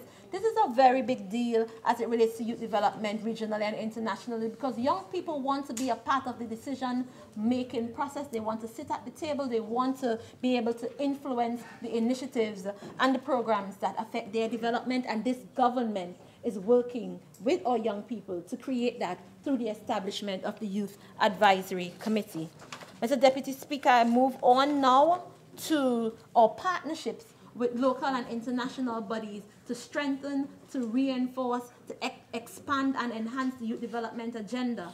We have partnered with the Global Campaign for Youth Entrepreneurship, which is based out of the United Kingdom, in helping young people to develop their private sector skills or to hone their entrepreneurial skills, Mr. Deputy Speaker, and that would be starting in this quarter with the school enterprise competition. In the first week of November, we have the members of the Global Campaign for Youth Employment coming to Trinidad and Tobago to kick off this project with us. We are also working with some local entities to do the same. We have partnered also, Mr. Deputy Speaker, with the Prince's Trust. The Prince's Trust has been around for quite some time in the United Kingdom, and they're helping us work on our mentorship program and in developing programs for employability, entrepreneurship, and youth activism. We've had 2 meetings with them so far, and they make their return to Trinidad and Tobago in the first week of December so we can move forward with our work. Mr. Deputy Speaker, the National Youth Awards would have been executed once again this year. There was a period where it was not happening, and I was able, with the assistance of the Ministry of Sport and Youth Affairs and the technical officers that are working in that ministry who are so passionate about youth development, to bring back to the calendar on International Youth Day, the National Youth Awards. This year, Mr. Speaker, we were able to award in 17 different disciplines, recognizing young people for their commitment, for youth service, for youth excellence, and I would like to say youth grit, because for the most part, some of them, the majority of them, work with little or no resources to make this happen, and I'm happy that the Ministry of Sport and Youth Affairs is now on board. During this July-August period, Mr. Deputy Speaker, we in the Ministry of Sport and Youth Affairs decided to do a pilot project where at all our youth facilities we conducted a 2-week program called Youth Life Skills. And we brought out we registered over 216 young people would have participated in this initiative. On the day of registration, actually on the first and second day, we had to turn back some young people because most of the facilitators would work with only classes as large as 35. So it was a very, very successful initiative where we trained young people in how to manage their time, how to manage stress, how to have a proper diet, how to dress for interviews, interviewing skills, resume writing. And you would be surprised to know, Mr. Deputy Speaker, that many of our young people go through secondary school and go through college and come out and graduate without the ability to write a proper resume or to do a proper proposal, asking for assistance for their youth groups and so on. So I want to commend and thank all the NGOs and all the stakeholders that would have participated in providing our young people with the necessary training. You have people like entities like AFET, like TTHTI that came on to teach them dining etiquette and dressing professionally, dressing for success. It was a wonderful initiative that took place in the month of July and August over a 2-week period. The young people even asked to remain as a class throughout the year so that they can continue this training. And based on the response of these young people, we have decided to extend these training programs throughout the entire year, and we are going to start doing that again in the month of November. This is important, Mr. Deputy Speaker, because we have spent much time, money, and resources establishing youth facilities throughout Trinidad and Tobago. Right now, we have 7 youth facilities, but under the previous regime, there were no youth programs taking place at these youth facilities. As a matter of fact, a number of the youth facilities were rented for all kinds of other purposes, to throw parties, to throw weddings. You even have a church somewhere utilizing the youth facility to hold services. Mr. Deputy Speaker, I want to make priority. Honourable Member, your initial time has expired. You have an additional 10 minutes. If you care to avail yourself, kindly proceed. Thank you, Mr. Deputy Speaker. So we will be working with YTEP and a number of the other youth stakeholders and executing initiatives led by the ministry to provide training to young people, to youth workers, and doing virtual classes with international entities like the Princess Trust, Global Campaign for Youth Employment, and making links with other youth councils and youth bodies throughout the world to provide our young people with the necessary training, the capacity building, and the skills that they need to not just survive, but to thrive as they face life. So, Mr. Deputy Speaker, these are some of the initiatives. I want to turn to a minute, Mr. Deputy Speaker, to our YDACs. Our YDACs are Youth Development and Apprenticeship Center. These entities have been in existence since the 1960s, and I must say that they had never been updated to bring them into the 21st century. A matter of fact, they house some of our troubled youths who are being trained to enter, to learn different skills to enter the workforce. We provide a stipend to them, and we have a number of issues down at the YDACs. To this end, Mr. Deputy Speaker, we just had a break-in at one of the YDACs recently where about $30,000 in equipment was stolen and we have security there, but we have to do all that is necessary to step up. And Mr. Deputy Speaker, this is the first break-in we've had at that facility in 6 years. But we can't take that for granted. We have to ensure that these facilities are properly secured and that we provide the necessary environment for young people to learn. So these viaducts were initially established to carry out agricultural programs, to have our young people learn computer skills and so on. And over the years, facilitators have left and the curriculum has changed. Today, currently, Mr. Deputy Speaker, the Cabinet is considering a committee to look at the restructuring and the streamlining of these viaducts to bring about proper management, their optimal use, and to ensure that our young people are well taken care of, well trained, and preparing them for the world of work and the world of, and life. So, Mr. Deputy Speaker, we are moving full speed ahead in the Ministry of Sport and Youth Affairs, and our stakeholders would tell you there is now a tremendous focus on youth, and that is not a mistake. It is not by chance. It is deliberate as it relates to this government's development agenda, focusing on people and more so investing in our youth, because our youth are our future. So as I wrap up, Mr. Deputy Speaker, I want to say that we move on, hopeful. I stand before you, Mr. Deputy Speaker, hopeful and with boundless faith in our destiny that we can and we will, Mr. Deputy Speaker. Because, Mr. Deputy Speaker, over the last 6 months, I've had the pleasure of working with some of the most disciplined and distinguished sportsmen and women, and some of the most selfless and dedicated youth leaders. And in working with these individuals, Mr. Deputy Speaker, you would realize that there are people who are still passionate about Trinidad and Tobago, passionate about seeing us united, passionate about, when you hear the comments coming from the naysayers, it is easy to think that all is lost. It is very easy to think that all is lost. They choke and poke at all mayhem, hoping to stir up confusion and chaos so that people will be disheartened about Trinidad and Tobago. But I am happy that there are right-thinking citizens out there who are still very passionate about seeing Trinidad and Tobago get to the place where we need to be. 1 second. Oropuch East and Couva South. Please, I'm hearing you all. Okay, I'm hearing you all. You all will have the opportunity to join the debate very soon. Proceed. You see, Mr. Deputy Speaker, we in this government, on this side, we are working diligently.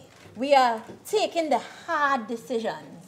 Some of the decisions that other people and people on the other side knew these decisions were to be made a long time ago to do what is necessary for the advancement of our economy and to create a better future for our children, but they did not have the courage to do so. We are taking the hard decisions, Mr. Deputy Speaker, because at the end of the day, it's not about us, it is about our children and our children's children. Mr. Deputy Speaker, I am 36 years old, and I have had the benefit of GATE, Mr. Deputy Speaker. I've had the benefit of the school feeding program. I've had the benefit of riding the bus to school free of charge, free school uniform, and so on, under a Caring People's National Movement government. And we are where we are because of prudent leadership, Mr. Deputy Speaker. Everybody, we have to do our part to provide all children and our children's children with what is needed for the future. We can't take it all now. I remember growing up as a child, Mr. Deputy Speaker, I used to watch TTT. As a matter of fact,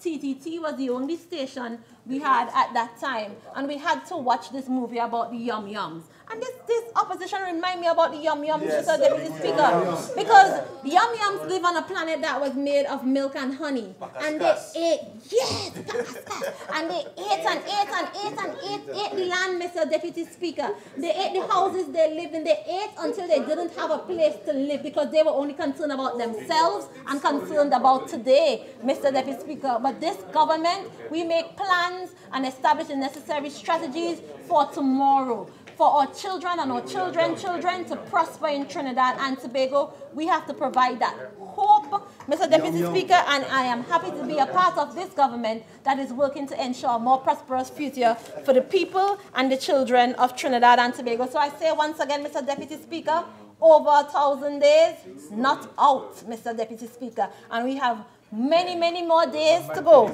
Knocking sixes and going beyond the boundaries for the people of Trinidad and Tobago, for this land we love, and most of all for our children. Mr. Deputy Speaker, with those few words, thank you.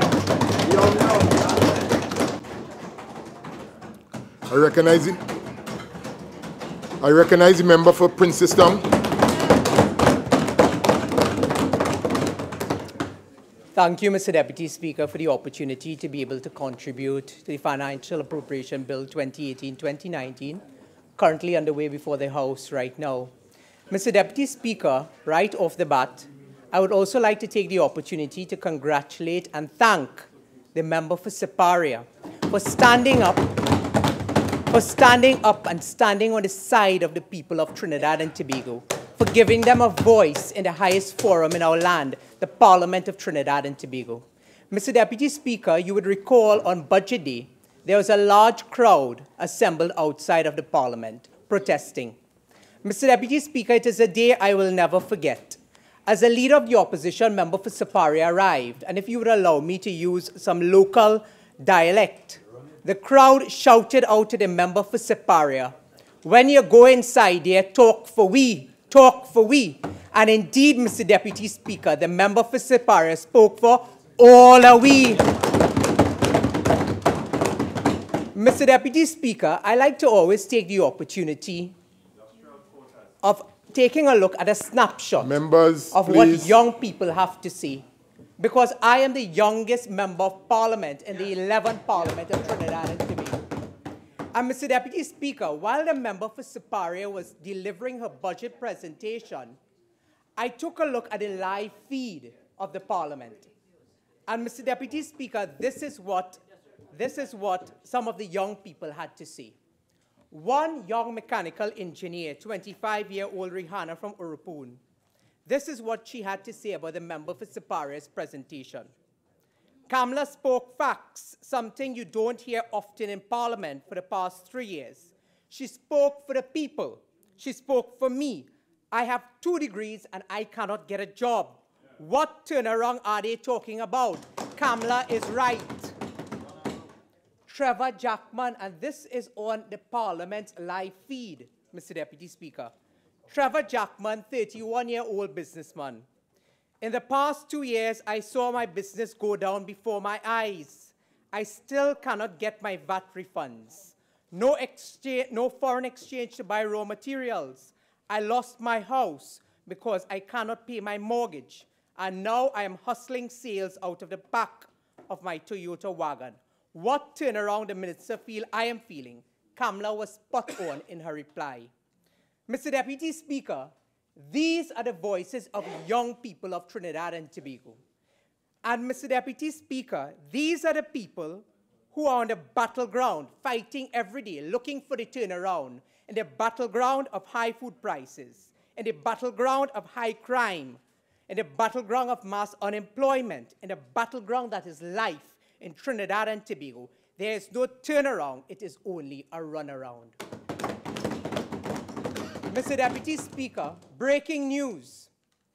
While thousands of workers have been put on the breadline by this government, from Petrotrin, the industrial court has just granted those workers leave in having successfully filed an injunction to cease and desist the illegal actions of this government, Mr. Deputy Speaker. We congratulate the workers for taking that stand, for standing up to this wicked, incompetent government and saying enough is enough.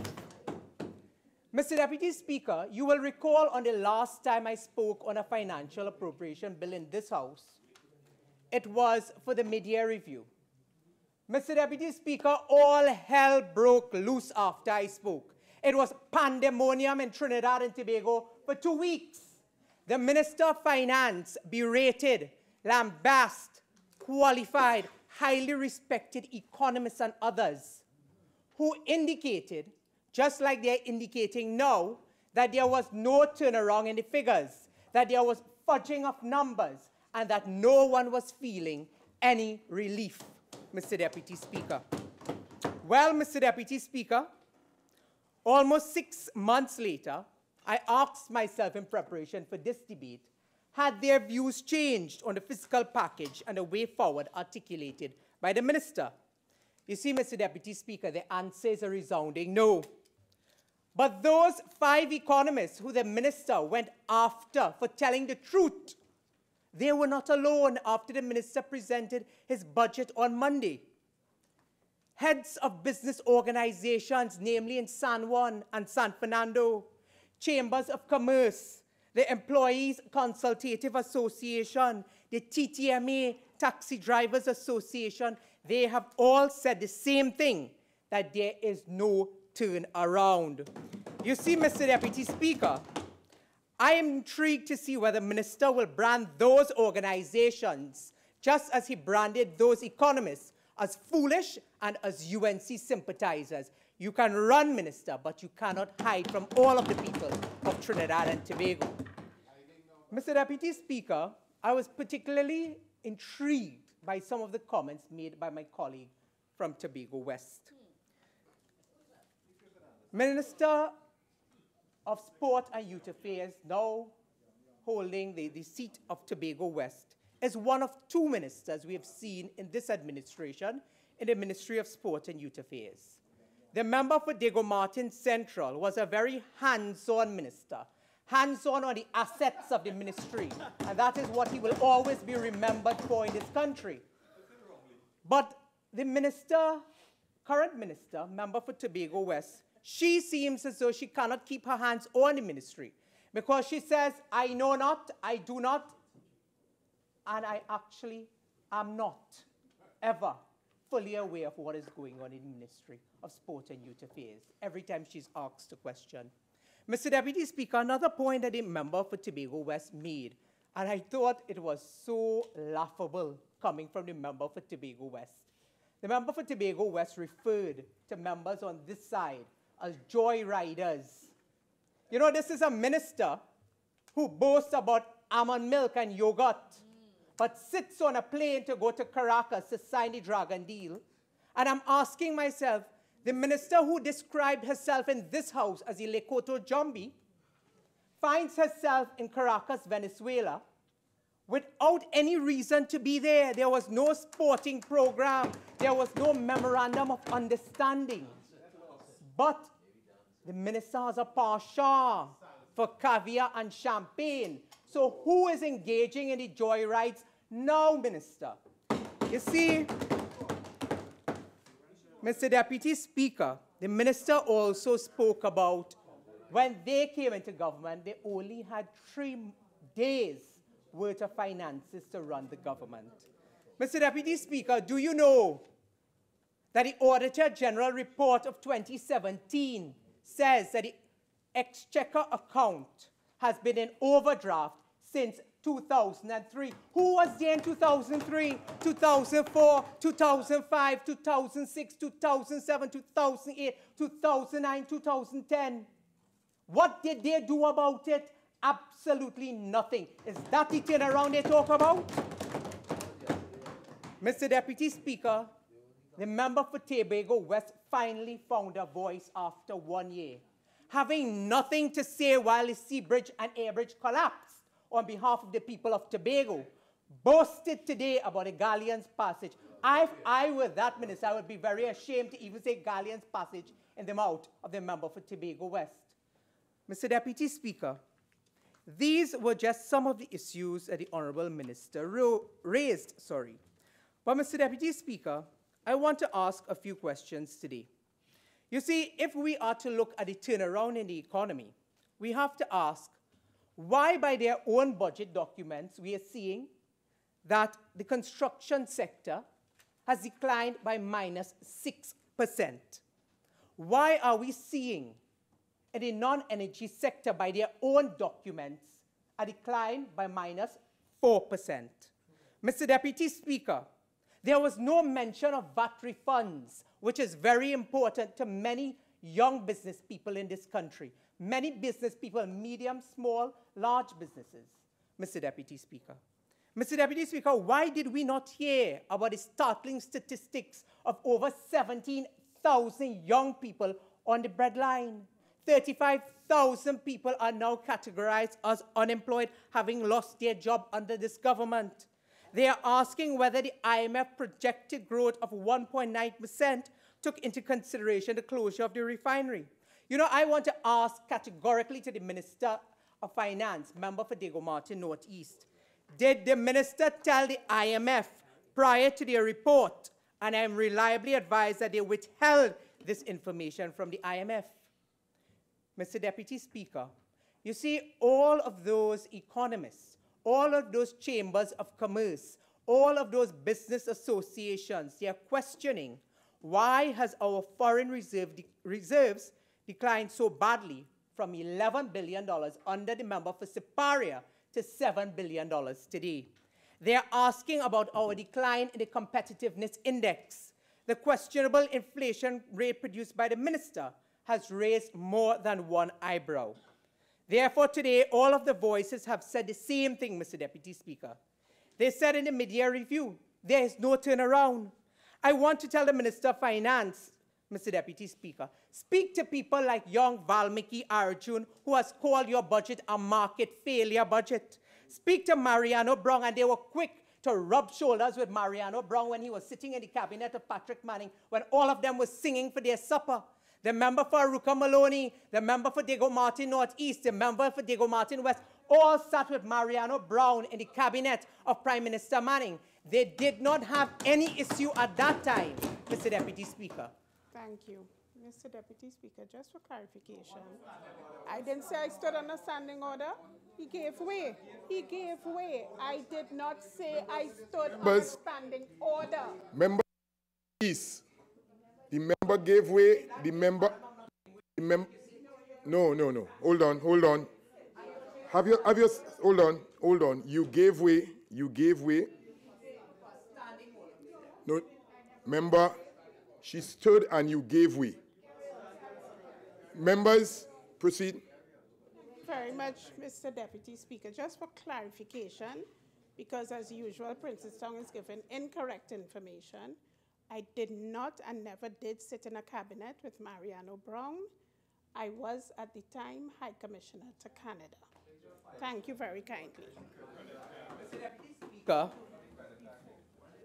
Mr. Deputy Speaker, thank you. 1 second. Retract that statement, please, Couva North South. All that you did then, but I heard the last one. I retract all. Thank you. Proceed. I thank the Minister and member for Aruka Maloney for the clarification. And I think probably I got a bit sidetracked because I forgot at that time that is when Mr. Manning had fired her from the cabinet and sent her elsewhere. But I'll move on, Mr. Deputy Speaker. You see, Mr. Deputy Speaker, I've spoken about young economist Valmiki Arjun. I've spoken about Mr. Mariano Brown. Madam, I don't need to sit in the cabinet of Trinidad and Tobago to represent the people of Trinidad and Tobago. Because I don't need credit card money. Members. Member. What category? Member, hold on. Leader of the House and member for Princess Town. I am not going to tolerate that crosstalk. I am not going to tolerate that crosstalk. And secondly, member for Princess Town, the last statement you made, I think have nothing to do with this debate. I would like you to retract it. Proceed. Mr. Deputy Speaker, I move on. I retract and move on. Mr. Deputy Speaker, Mr. Mariano Brown, economist, Member, former hold minister. on. Leader of the House, I heard his statement. Retract it, please.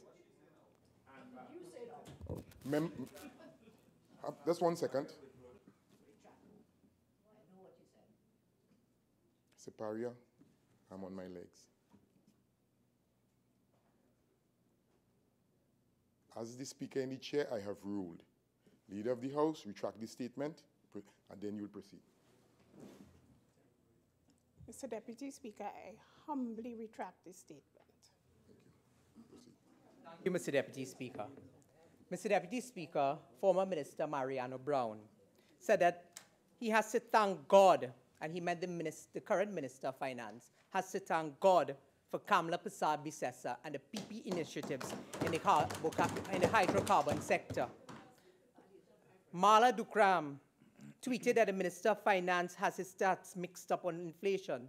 So, Mr. Deputy Speaker, you can see a common trend that nothing has changed from the positions adopted by these highly qualified persons in the area of finance and the economy and management. There's no turnaround, Mr. Deputy Speaker, and therefore today I declare to the Honourable Minister of Finance, member for Diego Martin North East, that the people of Trinidad and Tobago will no longer buy cat and bag again. They've learned their lesson, Mr. Deputy Speaker, since September 2015. Mr. Deputy Speaker, I want to speak to young people of Trinidad and Tobago through you. And I know in the budget they were particularly looking for two things. One, they were looking for jobs, and two, they were looking for opportunities for advancement and betterment. After listening to the budget, Mr. Deputy Speaker, the young people would say to the Minister of Finance, resma. Resma, because, Mr. Deputy Speaker, the budget did not in any way deal with those two particular areas that young people are concerned about. You see, Mr. Deputy Speaker, the majority of young people are interested in a sector called ICTs, outside of the regular profession of law, medicine, accounts, business, etc. And Mr. Deputy Speaker, I want to turn to the Auditor General report, because the Auditor General report in Chapter 5 is a clear indictment on this administration. Mr. Deputy Speaker, while ministers were not on a job but were paid lofty salaries, I looked into this sector to see how many jobs were created in this sector for young people under the Ministry of Public Administration. Mr. Deputy Speaker, when you turn to page 73, Chapter 5 of the Auditor General's report, as it relates to the one industry worldwide that is drawing the attention of young people and young professionals, the area of ICT, it is a very telling tale, but a very damning tale against this government. The Auditor General laments that the Ministry of Planning and Public Administration were lazy, lackadaisical, and downright incompetent. Mr. Deputy Speaker, this is what the Auditor General report had to say about the government as it relates to ICT. The Auditor General said there was no cohesion among ministries and departments. It said that many cases of duplication without results. Many ministries and departments have no policy or plan of integration of ICT in bringing about greater delivery. Several ministries led by the Ministry of Planning has no reporting mechanism and is like the blind leading the blind. Mr. Deputy Speaker, it said billions was being spent by the state without cohesion and results. It also indicated that there was an absence of leadership from the Ministry of Public Administration and the Ministry of Planning. Now, I heard the member for Port of Spain South boasting about the close relationship she has working with the member for Aruka Moloney. Mr. Deputy Speaker, what is reflected in the Auditor General report is nothing of which the member for Port of Spain South. But you see, Mr. Deputy Speaker, I am not surprised. You know, in local parlance, there's a saying, two borat can't live in one hole. But Mr. Deputy Speaker, again, when we look at the Auditor General report, it also said that the Ministry of Health should pay greater attention to utilizing ICT to create jobs and have a proper functioning system. You know, Mr. Deputy Speaker, the leader of the opposition, two budget speeches ago, spoke about micro-work platforms and spoke about informatics. She told the member for Siparia, that is, told the honorable member for St. Joseph, listen, you do not have to wait for the hospitals to be completed. Start the technological programs through the informatics now, where you can computerize the system. That way you will be able to create jobs, and not just any jobs, sustainable jobs. And you will be able to bring about a revolution in how things are being operated from a 21st century standpoint. The Auditor General report is now telling the Ministry of Health that in the 2017 Auditor General report, when the member for Siparia told them that in her first budget response after being Prime Minister in 2015. Mr. Deputy Speaker, you may be very, very surprised to know when you look at page 73, chapter 5 of the Auditor General report, and you listen to the Minister of National Security, member for Port of Spain North St. Anne's West last Monday, the Honorable Minister, on learning of the murder of Inspector Jackman from the prison service, had a massive press conference and said we were engaged in using every technology to bring down the murder rate and to capture the criminals. Mr. Deputy Speaker, when you turn to page 73, that is not the story the Auditor General report tells you. Let us see what it says. It says that there has been no responses as it relates to ICT and data since 2015 from the Ministry of National Security, General Administration, Ministry of National Security, Trinidad and Tobago Police Service, Ministry of National Security, Trinidad and Tobago Defense Force, Ministry of National Security, Trinidad and Tobago Fire Service. But you see, Mr. Deputy Speaker, it goes much more than Ministry of National Security. The person who is responsible for financing the budget, Ministry of Finance, who's telling us that he wants his TTRA so badly. Do you know as well what the Auditor General report says about the incompetence of this government? It said it could also be found in a lack of reporting from page 73 in the Customs and Excise Division. It also says the Valuation Division has provided absolutely nothing. And a minister who loves to boast that she's helping all of her colleagues, I believe that is the Ministry of Planning and Development. You can be found on page 73, chapter 5, under the Auditor General's report, being called not by the UNC, not by any economist, not by any head of organization, but an independent body like the Auditor General, who is agreeing with all of these voices in the national community that you have contributed to nothing, that you have done nothing, and that there is no turnaround. Mr. Deputy Speaker, the member for Port of Spain South, in her contribution, spoke about that there was no data from the People's Partnership. Now, Mr. Deputy Speaker, this is what the Auditor General had to say about that ministry under that minister. But you see, again, I am not surprised. You see, if maybe the member for Port of Spain South... that I prefer that minister. Use better terms, please. I mean nothing disparaging by it, Mr. Deputy Speaker, but I do apologize, and I move on. The member for Port of Spain South, had the minister stayed in office longer than she did the first time and the second time without being fired, maybe the Auditor General may not have spoken about the lack of leadership in the Ministry of Public Administration contributing. Mr. Deputy Speaker, 48-1, please.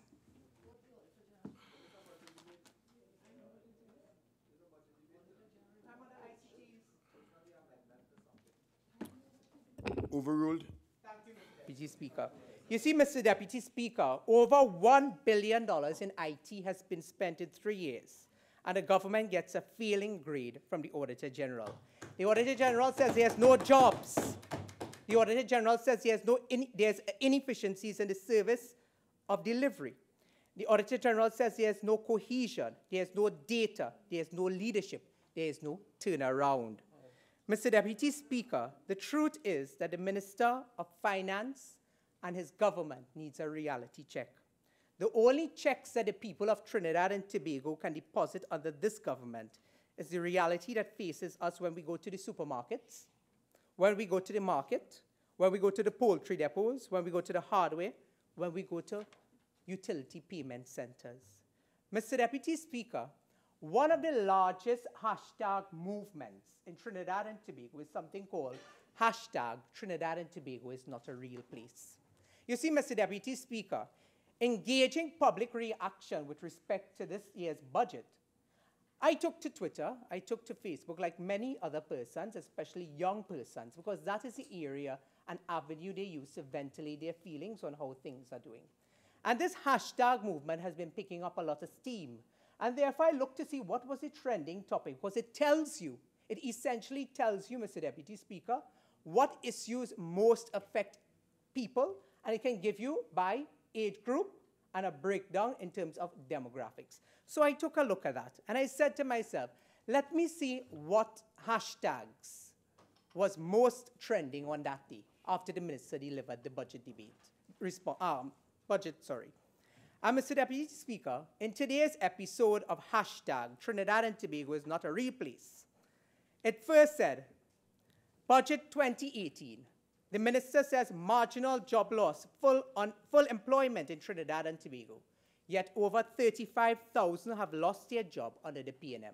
Hashtag Trinidad and Tobago is not a real place. Budget 2018, minister says we have the best health care here, yet there's no medicine in the hospitals, no beds.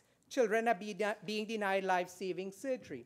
Hashtag Trinidad and Tobago is not a real place under the PNM.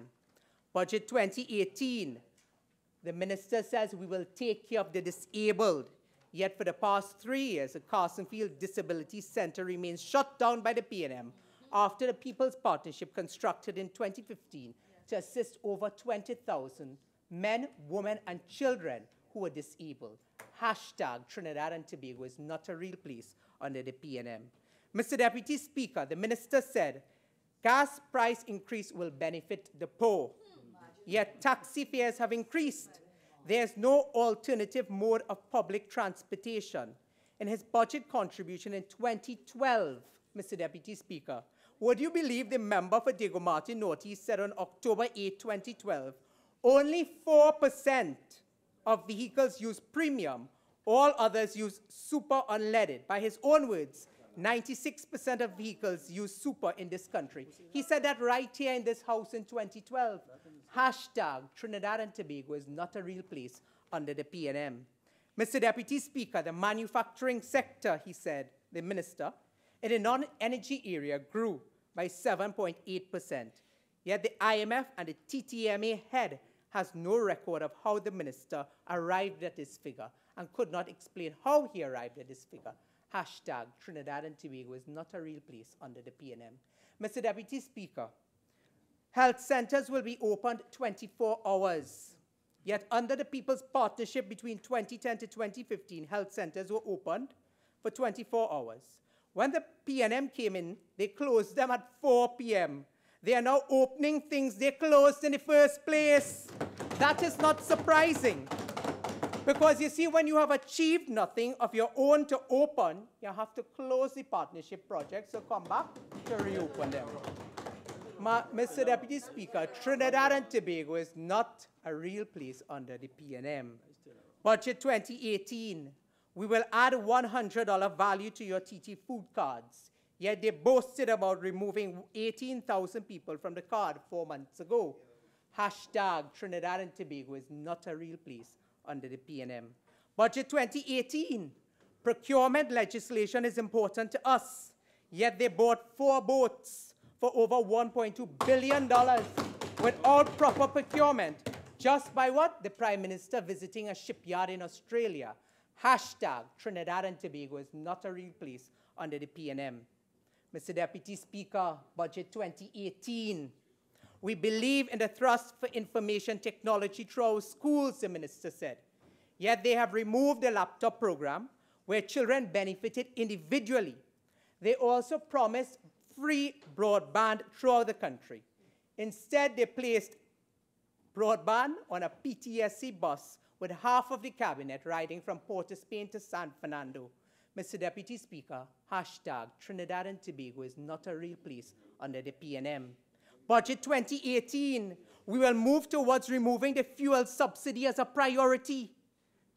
Yet not a word on any plan to increase the efficiency of public transport. As the young people would say, hashtag Trinidad and Tobago is not a real place under the PNM. We are proud of our athletes having medaled and done very well on the international circuit. Mr. Deputy Speaker, the member for Diego Martin Central also, like the member for Diego Martin Northeast, made that same statement in his house before his political demise. But do you know, Mr. Deputy Speaker, in 2017, at least 5 athletes came out and said, publicly disassociating themselves from the Ministry of Sport and Youth Affairs, saying, I want to have nothing to do with you. Do not publish my name on anything because you never helped me in any way.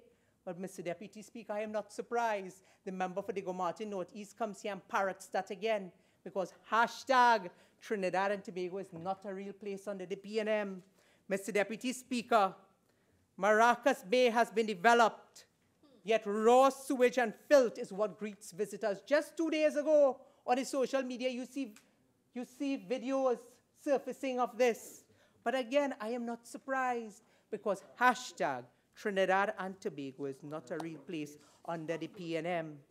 Mr. Deputy Speaker, if we needed further proof, and let us look at the head of the government. If, for instance, maybe we didn't believe the member for Diego Martin Northeast and the other ministers, let us look at the head of the government. The Prime Minister says we don't have enough land for agriculture to sustain us as an alternative plan for revenue generation. Yet in parts of the Middle East, they utilize hydroponics to grow $1 trillion industry without having any arable land. Backward Trinidad with a backward Prime Minister. Trinidad and Tobago is not a real place under the PNM. Mr. Deputy Speaker, I want to turn to the area of training. The budget document Vision 2030, or as we call the to be determined document, TBD, Chapter 3, page 47. Mr. Deputy Speaker, for the benefit of my colleagues, I will ask them, because I constantly make the point in this House. You see, government produces documents, but clearly they do not read them. Clearly they do not even know what are contained, because none of the members opposite have identified or referred to any of the minister's budget documents. Let us look at page 47, Mr. Deputy Speaker. Mr. Deputy Speaker, Vision 2030. Mr. Deputy Speaker, Vision 2030. Do you know, Mr. Deputy Speaker, in the to-be-determined document, this government lists as an achievement, a decline from a high of 37 out of 138 countries in 2015 under Kamala Persad-Bissessar to 43 as the achievement, a decline on page 47. Mr. Deputy Speaker, if that wasn't bad enough, on page 50, they highlight the upgrade of the NESC and MIC centers. Yet, they closed down several of these centers throughout the country, taking opportunities away from young people. Mr. Deputy Speaker, let us look at page 53 that highlights that students were receiving GATE as an achievement. But they say the devil is in the details. This book is a third-part series. Mr. Deputy Speaker, before the general election 2015, they produced a book of scandal, of untruths.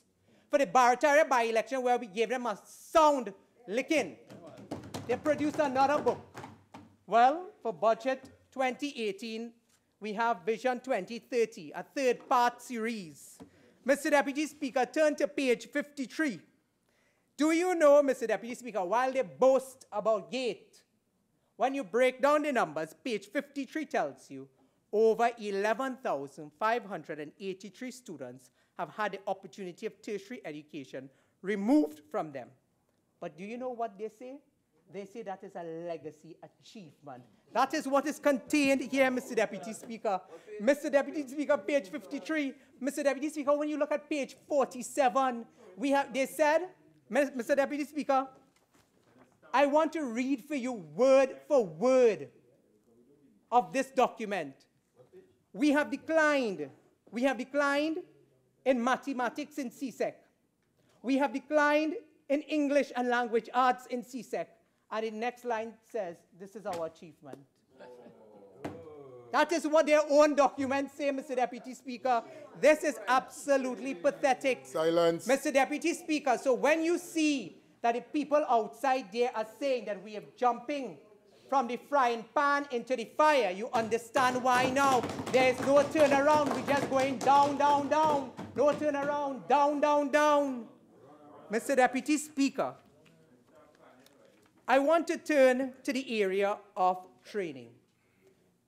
And a lady that I admire quite a lot, because I've had the opportunity to meet with her, to speak with her, to hear her vision, much like the member for Siparia, is the Honorable Prime Minister of Barbados. Someone who resonates personally with me, because despite all of the negatives that were thrown against her, she continued to rise, because she stands for the people of Barbados, like the member for Siparia stands for the people of Trinidad and Tobago. You see, Mr. Deputy Speaker, I said to myself, let us see what Prime Minister Mia Mottley was doing in Barbados for young people. Mr. Deputy Speaker, Mia Mottley said, Mandarin for young people, Mandarin in schools. Prime Minister Keith Rowley said, mandolin for young people, sing and dance outside the shop corner. Mia Mottley says, Mandarin for young people. Prime Minister Rowley says, mandolin for young people. That is the plan that they have for young people in this country. That is the vision of our Prime Minister. Mia Mottley recognized that China and India are the world's two fastest growing economies and will now introduce Mandarin in schools and is in the process of also looking at Hindi. This is forward thinking. That is the competitive edge that a member for Siparia was striving for when she instituted the laptop program. In the meanwhile, Mr. Deputy Speaker, with not one initiative geared towards jobs for young people in this budget and training, the Minister of Finance on page 63 of his budget response under creative industries says government will make opportunities easier available to sing and dance in front of rum shops and corner shops. That is the vision. Mr. Deputy Speaker, Mottley also encouraged small business for young people. You know why, Mr. Deputy Speaker? In Barbados, what she's decided to do is reduce business and corporation tax. On becoming Prime Minister, that is what she did. Here, the government sends it up. She understands that she has to make a more conducive environment so that they can create jobs and stimulate economic activity. You know, Mr. Deputy Speaker, if you find that sound familiar, the member for Siparia said the exact same thing on Friday. That is vision. That is leadership. Mr. Deputy Speaker, while Prime Minister Mia Mottley is talking about language services, the stock market, economic zones, and financial centers, Asian markets for investing young people, one-stop business development, and startup centers. Do you know that while Barbados is focused on that, Jamaica is ranked at number 5 out of 196 countries on the ease of starting a business. 5th in the world is Jamaica. Trinidad and Tobago is number 77. And we ask ourselves, how did they do it? They have made starting a business faster by reinstating next-day service for company incorporation as a priority. Mr. Deputy Speaker, with all the economic problems Barbados has staring them in the face, they are ranked at number 64 in the ease of doing business. While we now moved from position 66 under a Prime Minister, Kamla Persad-Bissessar, to the position where Prime Minister Dr. Keith Rowley and his government has taken us to 102. I asked, is that the turnaround, or are we just going down, down, down, Mr. Deputy Speaker? You see, Mr. Deputy Speaker, the Minister of Trade and Industry came today and spoke in this House, could not tell us specific foreign direct investment. You know, I heard the member for Port of Spain South chastise the member for Siparia, said she spent $15 million to go India. Now, apparently, they have a problem with Calcutta ship, Roti, and India. It is a pattern among them. But, Mr. Deputy Speaker, what the member for Port of Spain South will not tell you, as many of the memorandums of understanding signed by the member for Siparia on that trip to India is what is bearing fruit today in the manufacturing sector and technical cooperation and advice. Speaker, Standing Order 48.6, specifically in relation to Calcutta ship and what the member said about us having a difficulty with India. Mr. Deputy Speaker, Standing Order 48.6, specifically... Members.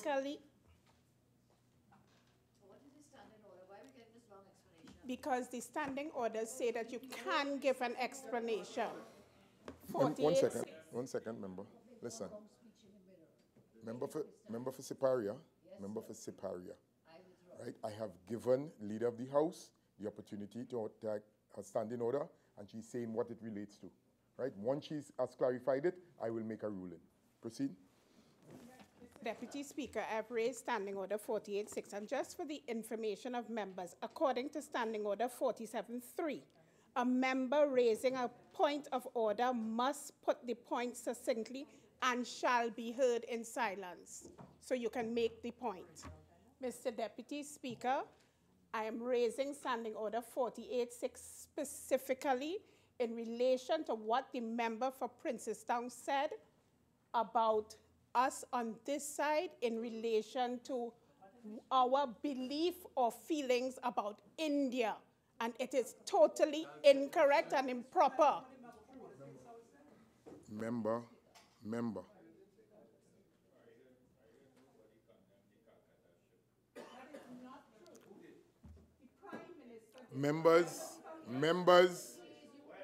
Members, listen, members on both sides. Leader of the House, Couva South and Siparia. I am going to make my ruling.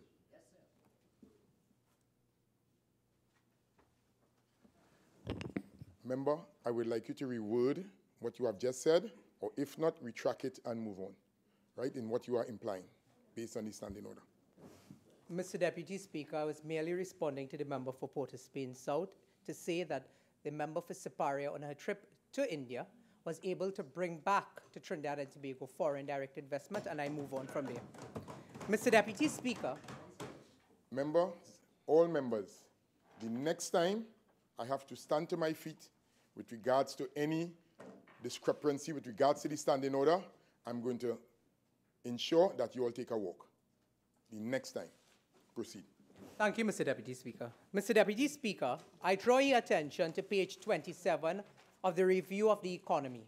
And again, it is as though members opposite do not read their budget documents. You see, Mr. Deputy Speaker, while all members may stand up and parrot the statistics provided by the member for Diego Martin Northeast, I asked them to look at page 27 of the review of the economy. You see, it tells us that the same sectors they are boasting of growth, and the Minister of Trade and Industry came to this House today and again parroted exactly what the member for Diego Martin Northeast said. But on page 27 of the review of the economy, it tells us that the same sectors that they are boasting of growth is forecast, and I'm quoting here, Mr. Deputy Speaker, to decline, reducing its contribution to GDP by over 1.3%. Now, they need to make up their minds which story they are selling. Turn around or run around, Mr. Deputy Speaker. They need to determine, members opposite, whether they're coming or they're going. Because what they're saying and what is reflecting in their own budget documents is totally contradictory, Mr. Deputy Speaker. But again, the devil is in the details. Tale of two cities, Fantasy Island and the real Trinidad and Tobago under this government. Mr. Deputy Speaker, page 53, review of the economy, contradicts what the minister told us about the non-energy sector. It also says people are not coming to Trinidad and Tobago, and therefore it helps to explain why the sector is down. I challenge any member opposite to give us the statistics that shows that arrivals have increased in Trinidad and Tobago. You see, that will tell us that the story is very different than what you printed in your review of the economy on page 53. But, Mr. Deputy Speaker, that is not the only contradiction that is contained in this budget. I will now turn to the area of graduate training program. And I want to quote for you exactly from the budget speech of 2015. Mr. Deputy Speaker, Monday, October 8, 2015. This is what the Minister of Finance had to say. Madam Speaker, in view of the fact that we have so many unemployed and or underemployed university graduates in our country today, we are introducing a graduate recruitment program in 2016, all 23 ministries and Tobago. In the first instance, I propose to provide $55 million for the employment of at least 20 such university graduates in each ministry and a suitable amount in Tobago, of a total of 500 graduates. The program will be designed to utilize the core competencies of these graduates in their various areas of study.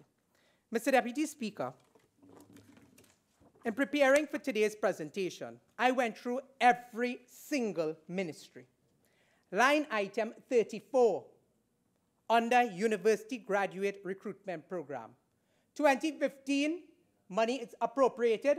2016, no jobs, no one was hired, no money spent. 2016, sorry. Money's appropriated, no jobs, no one hired, no money spent. 2017, money's appropriated, no jobs, no one hired, no money spent. Mr. Deputy Speaker, do you know 2018 and 2019? They come back with the same story again?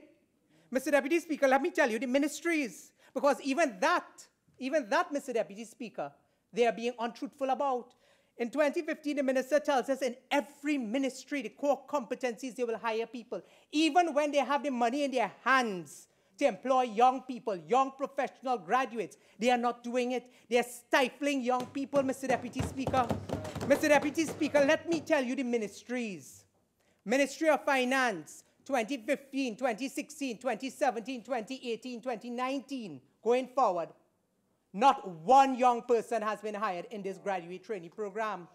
Same thing, Mr. Deputy Speaker, under Ministry of National Security. Same thing under Ministry of Attorney General and Legal Affairs. Same thing under Ministry of Education. Same thing under Ministry of Health. But they tell young people, we care for you.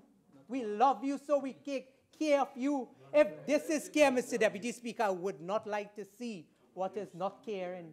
Mr. Deputy Speaker, Ministry of Labor, this is shameful. Ministry of Labor, who knows the plight, especially of young professionals, have not utilized this vote at all. Mr. Deputy Speaker, Ministry of Public Administration, Ministry of Tourism, Ministry of Public Utilities, Ministry of Energy and Energy Industries, Ministry of Rural Development and Local Government, Ministry of Works and Transport, Ministry of Trade and Industry, Ministry of Housing and Urban Development, Ministry of Community Development, Culture and the Arts, Ministry of Planning and Development, Ministry of Foreign and CARICOM Affairs, Ministry of Sport and Youth Affairs, Ministry of Social Development, Ministry of Agriculture. But Mr. Deputy Speaker, you know what is more shameful than that?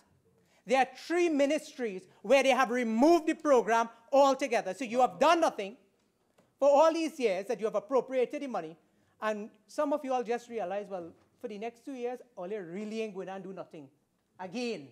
So you just decide to move the vote entirely out from those ministries. Mr. Deputy Speaker, that is the legacy of this government. That is what they have done. There is no turnaround, as I've told you. It's only down, down, down, down, down. Mr. Deputy Speaker, I want to turn to my portfolio area. Before you proceed, your initial speaking time has elapsed. You have an additional 10. Care to avail yourself? Proceed. Mr. Deputy Speaker, under the Ministry of Community Development, Culture and the Arts falls the self-help program, which really should be called the no-help program. You see, Mr. Deputy Speaker, by the minister's own admission, you would recall when this country was under floodwaters for days, the Minister of Social Development was quick to tell the people in Debe and Pinal, don't build your house on a lagoon. And days later, you know what happened, Mr. Deputy Speaker? All of Port of Spain and North flooded out. Mr. Deputy Speaker, the Prime Minister who was absent, you could not find the Prime Minister for days, went 1 week later with his hands swinging. Not a cricks, not a pan at all, not a sardine for poor people in this country, Mr. Deputy Speaker. But said, I will establish a $35 million fund for tropical storm victims. Mr. Deputy Speaker, in the company of the Prime Minister's best friend, self-professed best friend, of AV drilling $100 million in fake oil fame, this is what we got a few days later. Right here in this Parliament, and I believe the member for Aruka Maloney, in the absence of the member for St. Anne's East, stood up and gave me these figures. Mr. Deputy Speaker, under self-help for 1 entire year, do you know that it takes more to operate this self-help as an organization than actual expenditure that they have expended on helping people? And I will give you the numbers, because the people of Trinidad and Tobago deserve to hear how their taxpayers' dollars are being spent. Arima, in 1 year, 3 grants. Baratare, in 1 year, 5 grants. Caroni Central, in 1 year, 1 grant. Couva South, 1. Couva North, 1. Kumoto Manzanilla, 1. Diego Martin, 8. Diego Martin North East, 5. Diego Martin West, 6. La Brea 5, Mayaro 4, Naparima 3, Princestown 1, Pointe-a-Pierre 1, Sando West 2, Tabaki 2, Tunapuna 2, Tobago East 1, Tobago West 2. But you hear Tobago? Tobago, they tell you they love you too bad, you know. Tobago West, member of parliament, said they love you. That's why they're doing so much for you in Tobago. But you cannot feel the love. You see, Mr. Deputy Speaker, because there is no turnaround. We are just going down, down, down. Now, you know, Mr. Deputy Speaker, when I saw Diego Martin East only had 5 in the space of 1 year, I wondered whether or not the member for Diego Martin East went and told his constituents that this is the turnaround that they can feel. Mr. Deputy Speaker, I want to also turn to the area of Stolmeyer's Castle. Mr. Deputy Speaker, in my own constituency, the children of Princestown Press 1 cannot get a school to go to. The Ministry of Education has demolished the school without providing any infrastructure or plans to rebuild a new school. But you know what is contained in this budget?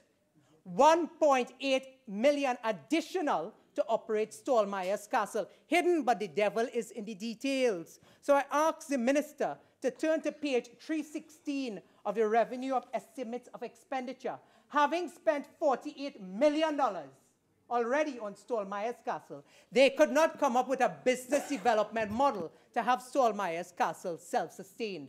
But, as a member for Oropuch East tells us, it's castles before schools. Right now, the Shiva Boys and Parvati Girls College, 80% completed Ramai Trace Hindu School, but castles before schools, Mr. Deputy Speaker. The children of Princestown and Siparia, Oropuche continue to suffer, having to sit on the floor, Mr. Deputy Speaker. But the government's priority is castles before schools. Mr. Deputy Speaker, we have heard repeated promises again that they will fix Queen's Hall, Sapa, Napa. All those things are repeated promises from budget 2015, 2016, 2017. And again, shamelessly, it has found its way in 2018. Mr. Deputy Speaker, with your permission, I would like to turn to the area of sports. Mr. Deputy Speaker, the member for Tobago West gave us a long tirade. And every 2 sentences that the minister spoke, all I heard was National Aquatic Center, National Cycling Center, National Velodrome, National Tennis Center. All People's Partnership Project under the vision of the member for Siparia.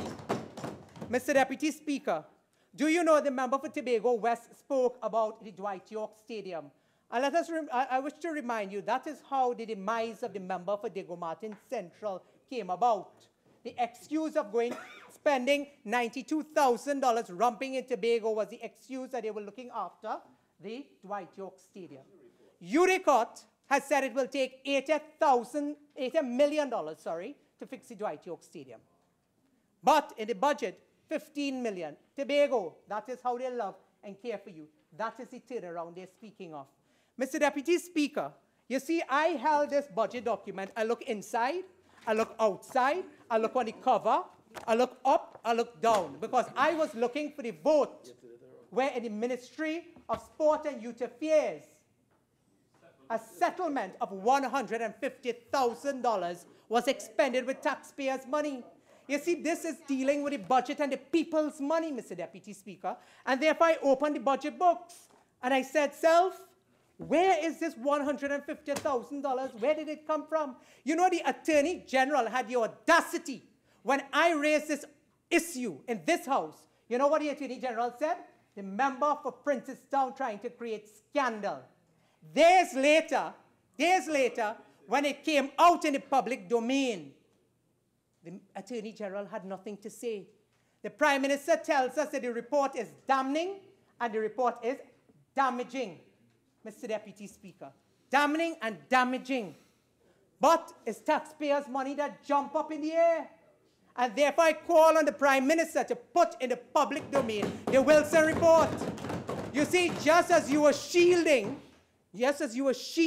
persons in the Ministry of Sport and Youth Affairs from being exposed, we know that the Jackie Wilson report does not exonerate the member for Diego Martin Central. And I tell you, you can run, but you cannot hide. Yeah. Mr. Deputy Speaker, I would like to give in my first... Member for Oropuch East, member for Couva South, kindly exit the chamber, please. Hold on. Hold on.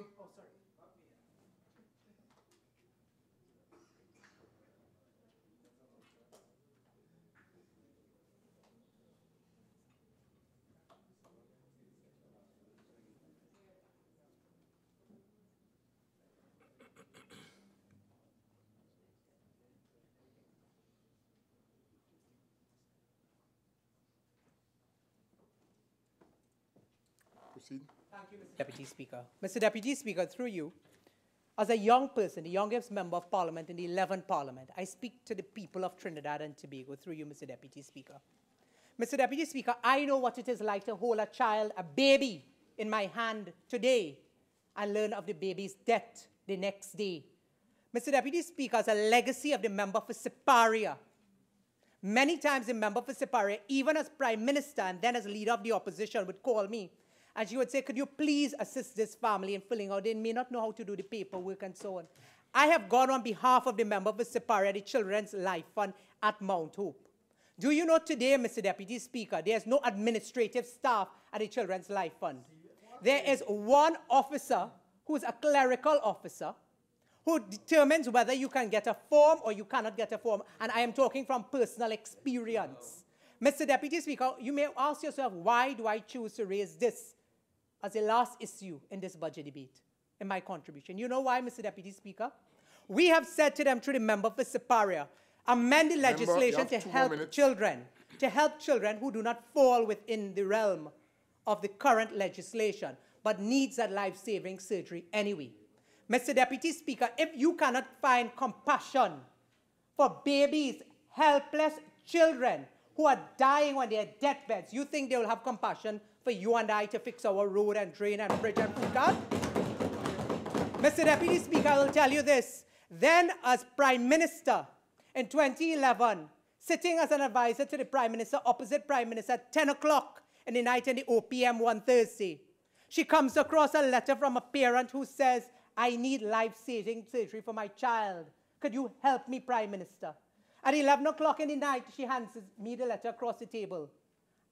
I sat there with the letter. She looked up 5 minutes later and she said, what are you doing? I said, well, Prime Minister, I'll deal with it tomorrow. She said, tomorrow? She said, call that parent now. I said, but Prime Minister, it's 11 o'clock. She said, if that were your child, you think you would be asleep? You think you can rest easily? Mr. Deputy Speaker, when she spoke to those parents and assured them that she will do everything in her power to save their child, they wept like babies. Mr. Deputy Speaker, that child was not from Siparia. Child was not from Oropuch. Child was not from Caroni Central. It wasn't from Princestown.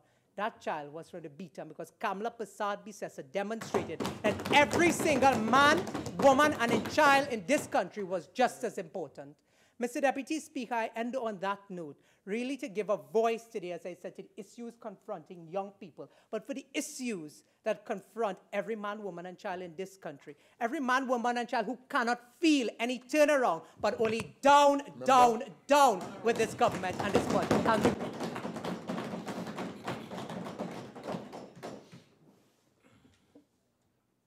Recognize the member for Labrie.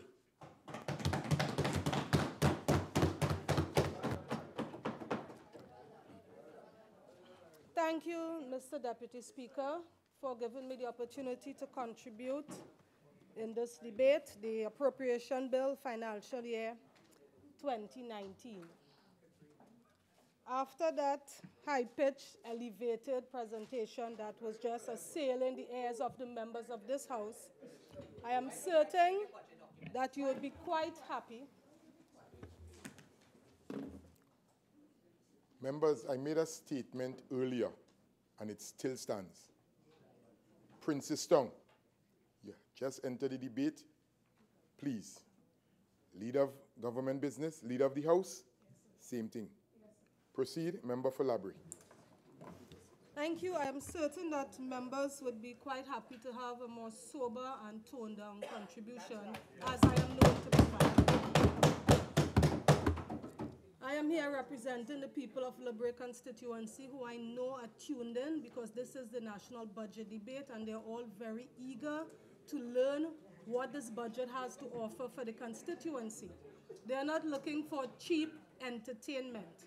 They're looking for facts and information on how this budget will impact their lives, and that is my role here this afternoon.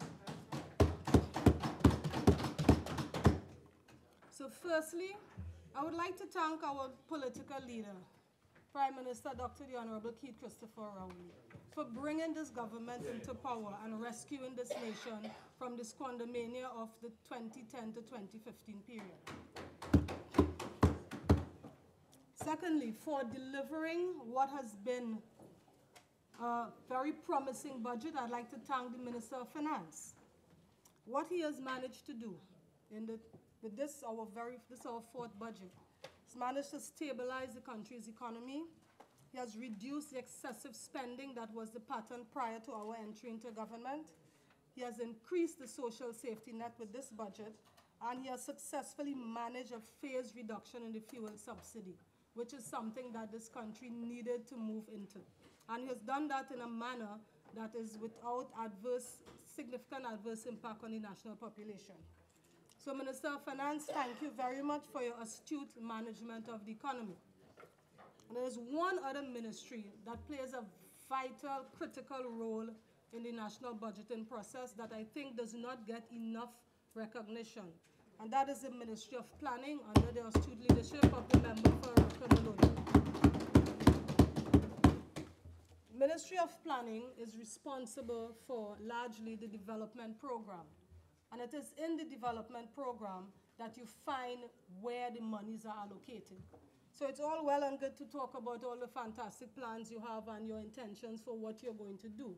But you have to look into the development program to see which line items monies are allocated in for your infrastructure development program, so you can tell exactly what is likely to happen in the coming fiscal year. And I want to go through in great detail many of the items within the development program that pertain to projects that would benefit my constituents and my constituency. Because the last speaker spoke a lot about whether we read the documents, if we went into great detail in what's in the budget. Two particular documents would spell out exactly where you can find funds allocated for any project that anyone proposes, dreams of, thinks about. Unless there's a line item that points to that project, unless there's funds that is dedicated to it, nothing will be done. And the public sector investment program is where that money would be described, and it's also in the draft estimates of the development program. And I will go through many of the items there that pertain to projects in my constituency. Because there are various projects that we would like to see completed or at least progress during this fiscal year. And I'll start with public utilities. Lighting of recreation grounds. Now, there are a number of recreation grounds in my constituency that remain unlit. During the period 2010 to 2015, when grounds were when every 5 lots of open space in constituencies like Siparia and Oropouche East and West were being given lights, established recreation ground in PNM stronghold constituencies were left in darkness. But some of that started to change in 2015 when the PNM came into power. And under my colleague, my neighbor, the member for Dabadi O'Meara, in 2016, performing as the Minister of Public Utilities, I was able to have recreation grounds lit. 4 of my recreation grounds were lit. I believe most constituencies would have gotten an equal number. We really have to thank the member for Dabadi O'Meara for having done that. Now I see that funding has again been put into that particular line item for lighting of recreation grounds. I see 10 million has been put into there, and I know that the current Minister of Public Utilities has promised that I would get 2 additional grounds lit out of that allocation. So residents of Number 9 Road, residents of Sobo Village, Libre, you can expect to see upgrades to your lights being done in this fiscal year, courtesy of the Minister of Public Utilities under representation from your MP, by virtue of you having elected a PNM government into power.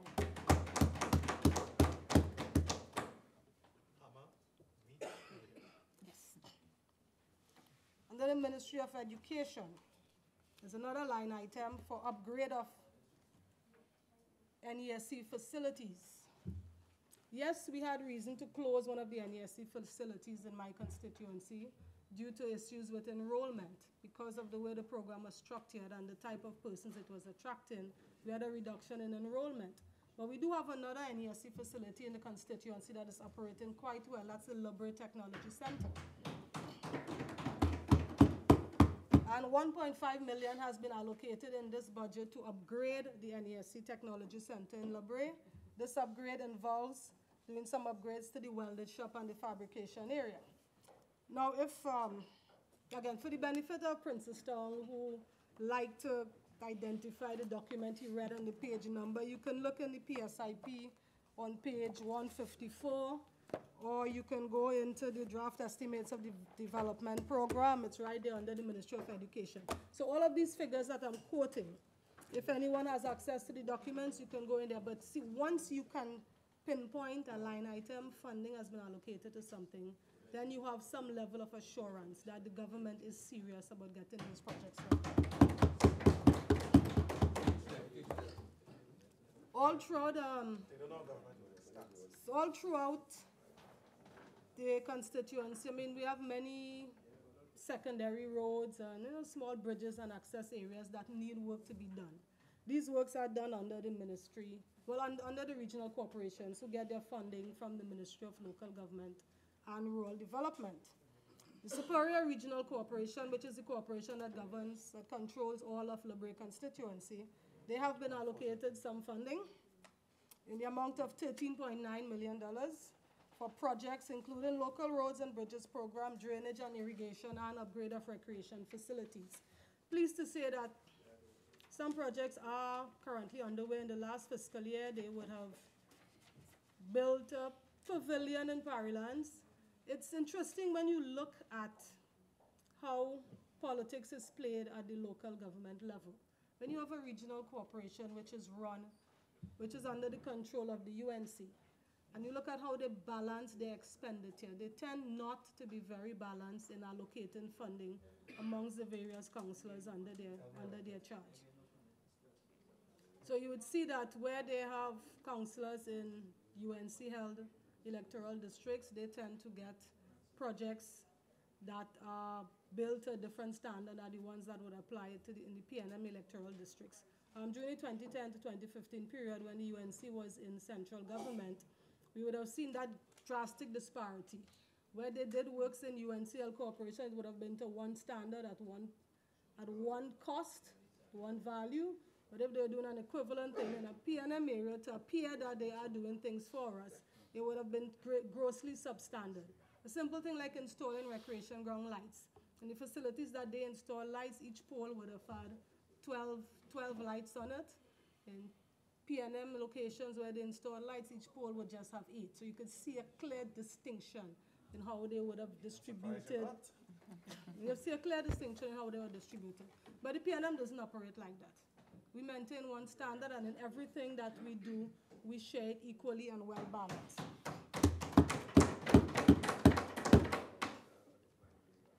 One of the major problems in my constituency, we have a lot of my residents work in Port of Spain. So they would use public transport. PTSC very nicely has a bus service that leaves, 2 buses leave Point Fortin, 4 buses leave Point Fortin, 2 pass through the Southern Main Road, 2 pass through the SS Erin Road. And they would all go full, picking up persons, bringing them to Port of Spain. And over the past year, I've had lots of complaints about the reliability and efficiency of the supply. Sometimes there are not sufficient buses to service the route. So I was very pleased when I looked in the development program. I see that the Ministry of Works has been given $56.1 million for PTSC to acquire 100 new buses. Now, these are the type of projects that will directly impact on the traveling public. I know that long-haul service doesn't only apply to persons down on my side. I know there are buses that come from far in the southeast as well. So my residents, those of you who live in Erin that have been complaining about the paucity of the supply from time to time, and sometimes there being shortages of buses on evenings, can assure you that in this fiscal year, when PTSA acquires these new buses, that should be a thing of the past. So this is another promise that you can look forward to in 2019.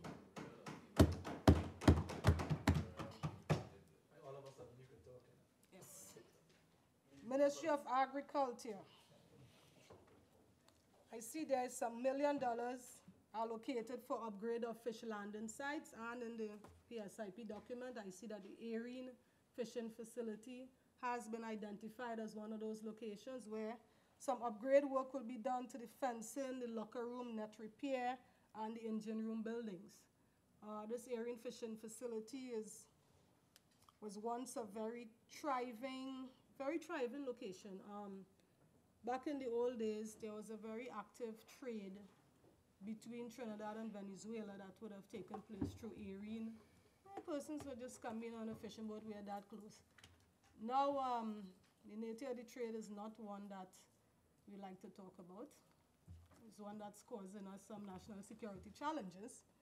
However, as far as the fishing site is concerned, can look forward to an upgrade of the fishing facilities. And one of the projects that I am working on with the community that I hope to get going before the end of this year is to introduce a fish fry. Many of you know about the fish fry concept. It's well established in Barbados and Oysters. It's also well established in Grenada as well. And Erin is a prime community for something like this, a traditional fishing. But this last weekend, yesterday, was the Erin ROC Church annual harvest. Yes, which was very, very well attended. And it's something that the community has done in decades gone by, something that is actively working on bringing back. So with the upgrade to the fishing facility, we can develop that into a really nice activity. Erin is a small, quiet community with very limited activity other than football every weekend. We have a team that's in the Super League that's doing quite well and is bringing out the community to support. And I think that a fish fry would be a nice activity to help tie and also add some economic activity into the community. So we're looking forward to that once that facility is upgraded. Domestic tourism, of course. The Ministry of Sports, I see $2 million has been allocated for the refurbishment of youth facilities, and the Losboho facility has been identified as one of the facilities that would benefit from some refurbishment activity. The Minister of Sport recently spoke about the vacation program that was done in helping the youth, and one of those programs was held at that facility, and the participants were really grateful for the opportunity they had in learning resume writing and some of these life skills. So kudos to the Ministry of Sport for that initiative and for recognizing the need to perform some minor upgrades on the facility. We also have, under the Infrastructure Development Fund,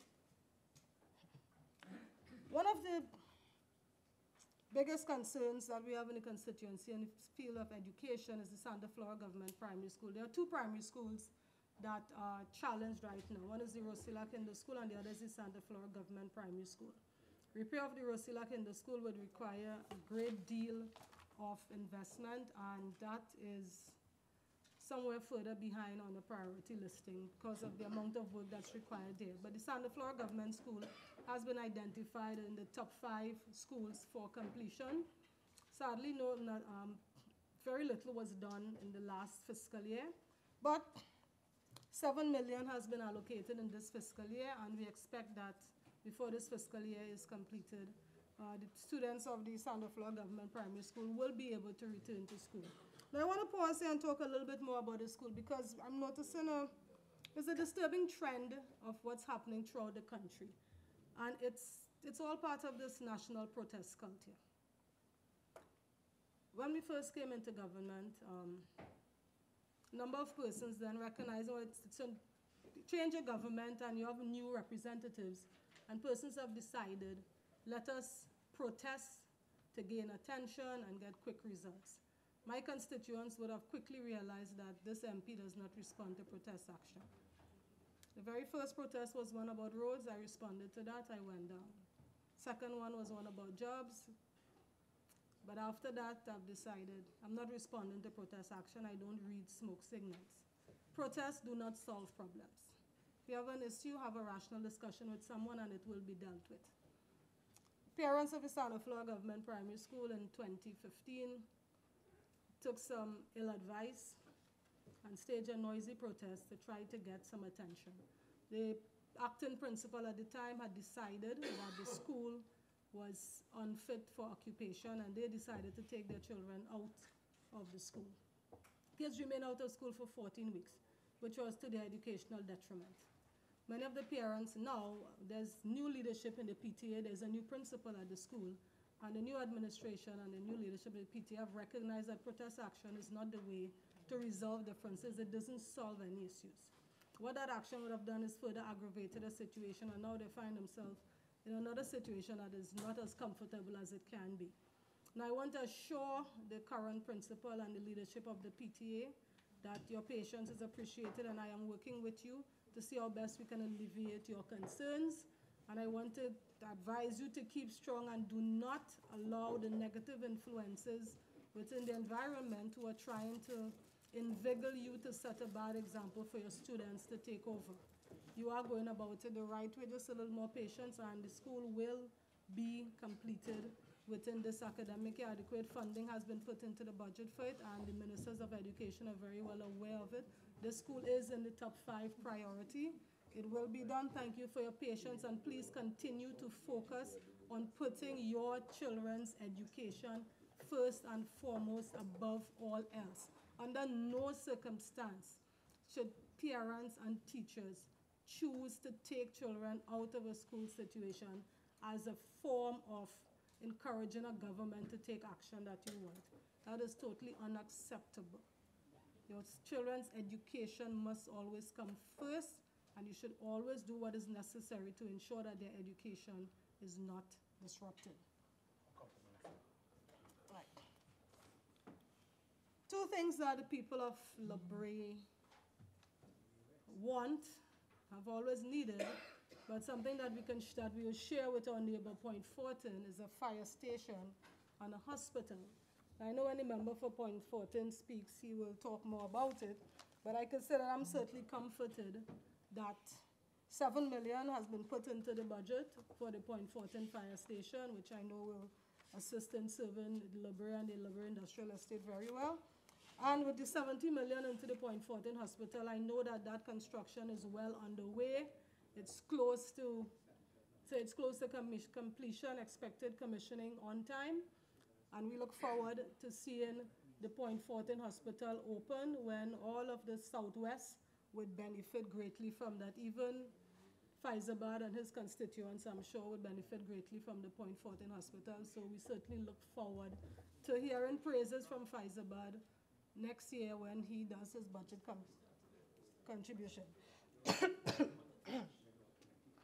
In terms of the Solomon Hochoy Highway extension to Point Fortin, excuse me, you see 100.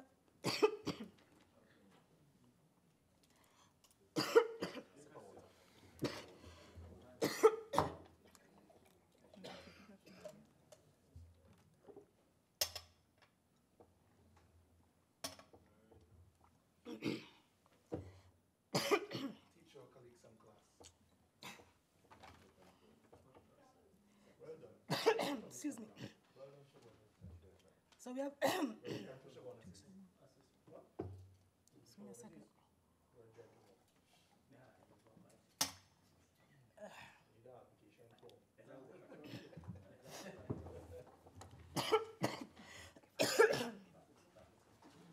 I think I'm better now.